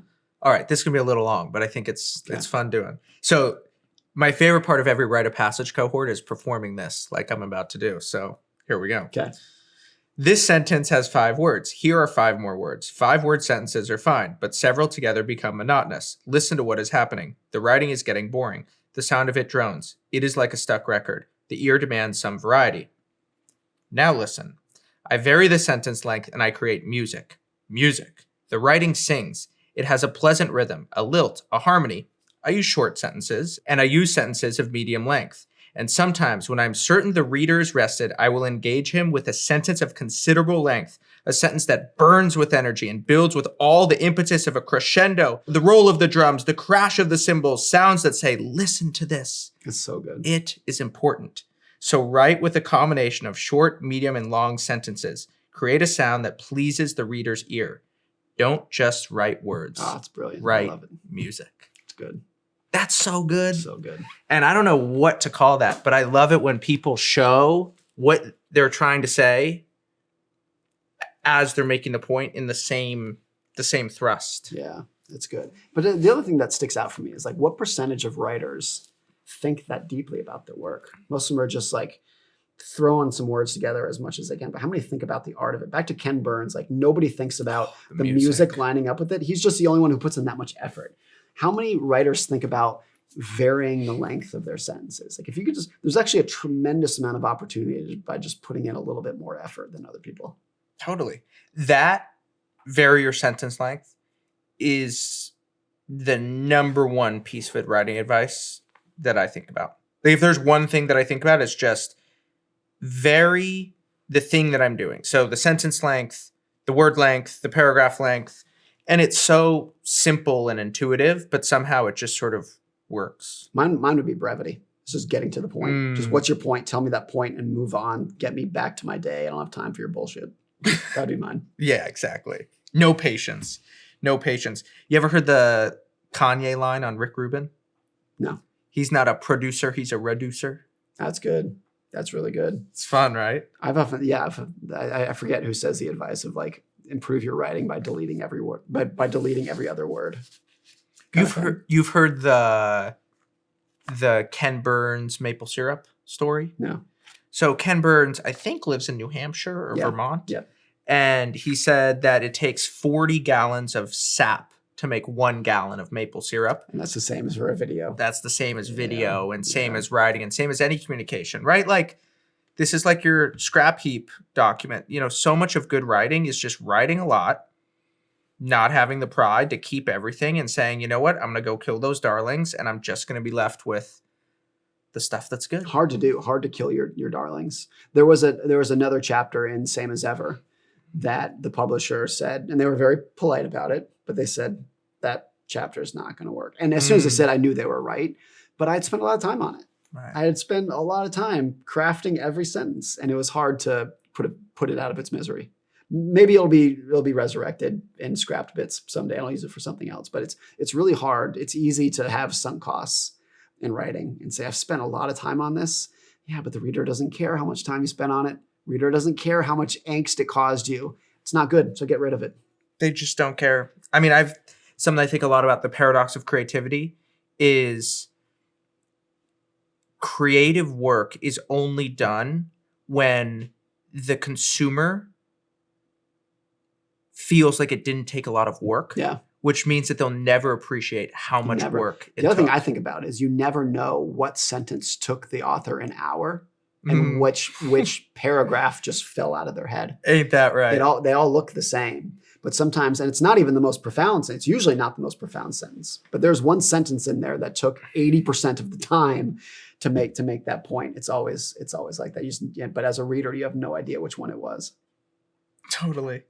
I love this line where you talk about Seinfeld. You have this graphic where you talk about different TV shows, and the graphic shows how TV shows, when they end earlier, the average season tends to be rated much higher. Once you stick around a long time. Like The Simpsons just goes and it's not Simpsons rated well. Best show of the 1990s. It's still on air. Most people don't even know they're still making it. And the ratings for the recent, decade are in the toilet. So that I always look at that and it's like, you should have quit while you're ahead, like Seinfeld. Yeah. Seinfeld was on top of the world when they ended in 1998. And he said, no, we're done. We're out of here. I know we're on top of the world. That's why we're quitting. And Jerry has this quote where he says, the only way to know where the top is to experience the decline. And I have no interest in that. So when he was going parabolic, he said, that's the time to quit while you're ahead. I've always really admired that in athletes and business people who just remove themselves from the system. I didn't realize this until recently, but Cameron Diaz did that. She doesn't act anymore. Not because she can't. Of course she can. She just said, no, I've had enough. I achieved everything I wanted to. I'm sure there's more to it. Maybe the downsides of acting, whatever it would be.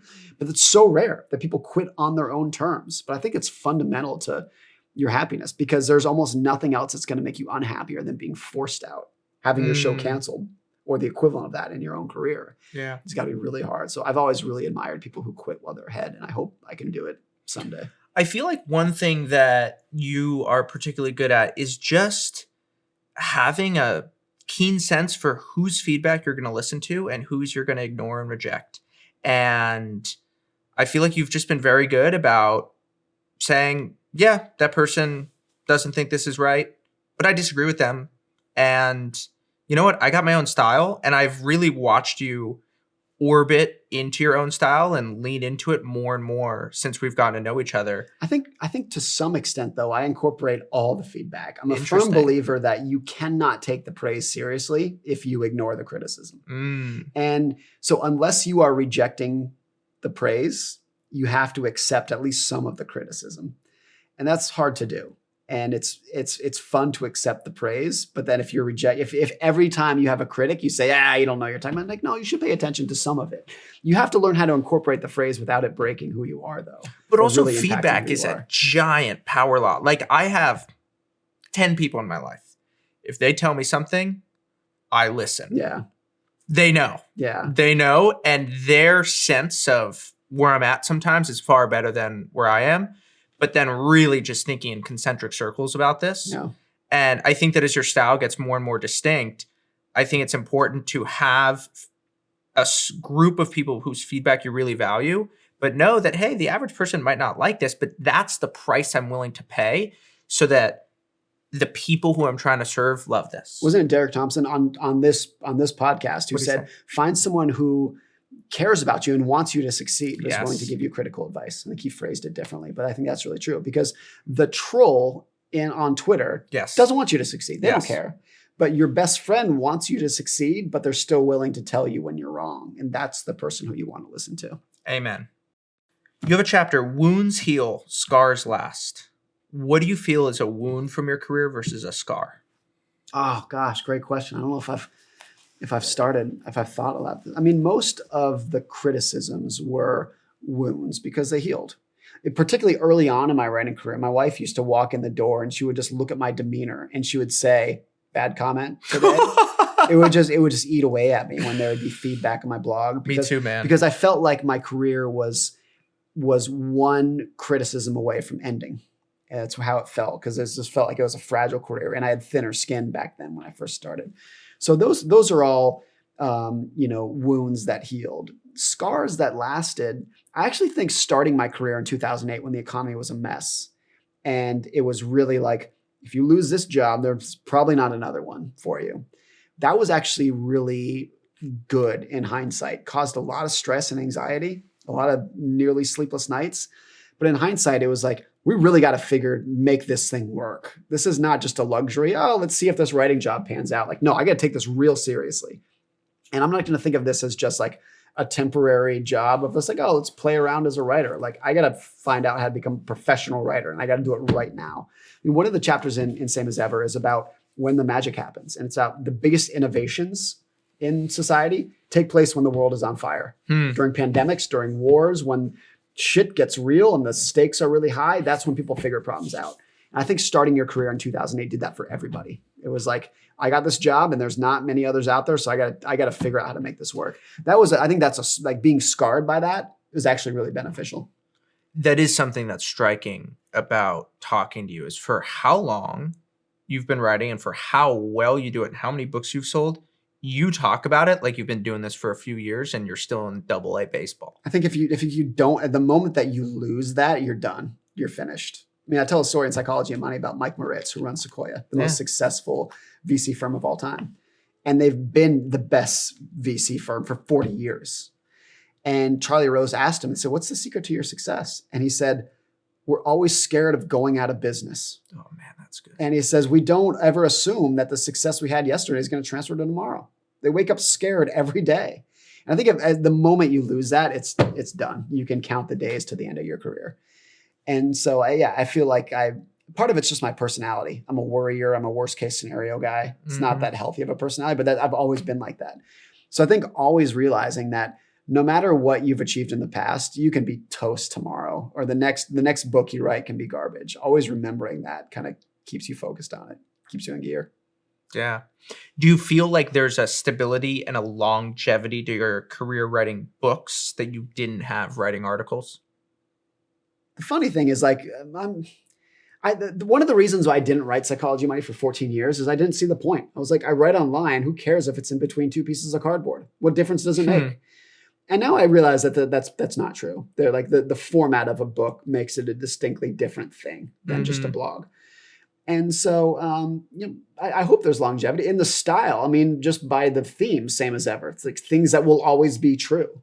I never understood writers who wanted to write things that were constrained to a time period. Writing about the best stocks to buy this year. Well, by definition, nobody cares about that article next year. Or writing about, a book about the top trends of 1999. By 2001, no one's buying your book. So I've always been like, if it's not timeless, then why are you even doing it? It's so part of the reason is it's so hard to sell books. People don't realize the tail distribution of how hard it is to get someone to pay $30 for content that they're used to getting for free. It's very, very difficult. So if you're going to do it, give yourself a fighting chance at writing something that people might buy next year and 10 years from now and 50 years from now. Like, at least give yourself the opportunity to get there. So I always want to write, if I write something that's not going to be relevant in 10 years, I don't see the point in writing it at all. So what moves the needle? in book sales. Yeah. I always say 90% of virality is luck. Of just anything that takes off, a blog post, a tweet, a book, a business, anything that has just, 4 standard deviation success, the more outlier the success, the more luck played a role. And it's not that luck was all of it. Of course, in successful businesses or successful tweets or books, there's some skill in there, but there's a lot of things that have to go right to have that extreme outlier success. And I think the proof of that is that there are a lot of good books, great books that didn't sell that much. And that's what it is. And there's a lot of books that sold a lot that aren't that good. And so that's, I think, and it's true for music. It's true for tweets. It's really unhealthy that if you experience outsized success to say, I did all of that. I achieved 4 standard deviation success because I'm 4 standard deviations smarter than everyone else. That's utterly wrong mindset and a very dangerous mindset. Well, we had a fun texting thread a few months ago where I texted you about author who had just spent a bunch of money on marketing. Yeah. And you were just like, doesn't work. Doesn't mean anything. Dude, who cares? Like, you know what my marketing strategy is? Write a good book. Yeah. That's my marketing strategy. Jason Zweig of the Wall Street Journal, it was about a week before Psychology Money came out, and we were talking about marketing books. And he said, Morgan, if the book is good, you don't need to market it. And if the book is bad, no amount of marketing is going to help. And I think that's like 80% true. I like that though. But it's definitely 80% true. It's not 100% true. I think there is marketing that works. You need to give the book a push when it first comes out. You got to go on the podcast. You got to make the world aware of it. But once they're aware of it, if it's good, it's going to go. And if it's bad, it's going to die. And you just got to accept that that's what it is. Well, one way to think about it is how high is the pulpit that you're shouting from? Yeah. So marketing, you're just shouting from a higher pulpit. And so you can reach more people. But then the question is, do the people that you reach turn around and share it with 2 other people? Or do they keep it to themselves? Yes. I mean, there's no marketing that's going to sell books other than word of mouth for any significant period of time. Like you can go on a lot of podcasts and maybe get like an excerpt in the New York Times, whatnot. Nothing is going to move the needle more than every person who buys your book text 3 of their friends and say, you need to buy this too. That's the only thing that gives it the long tail. If you go on a lot of podcasts and you're on the Today Show or whatever, you can sell a lot of books for a month. But if you want to keep selling books for years, it has to have word of mouth. Same for products, same for everything. The iPhone sells not because they have good marketing, it sells because it's a good product that people want to use. And when they buy it for the first time, they tell their siblings and their parents and their friends, you should go buy this too. Nothing works more than that. Yeah.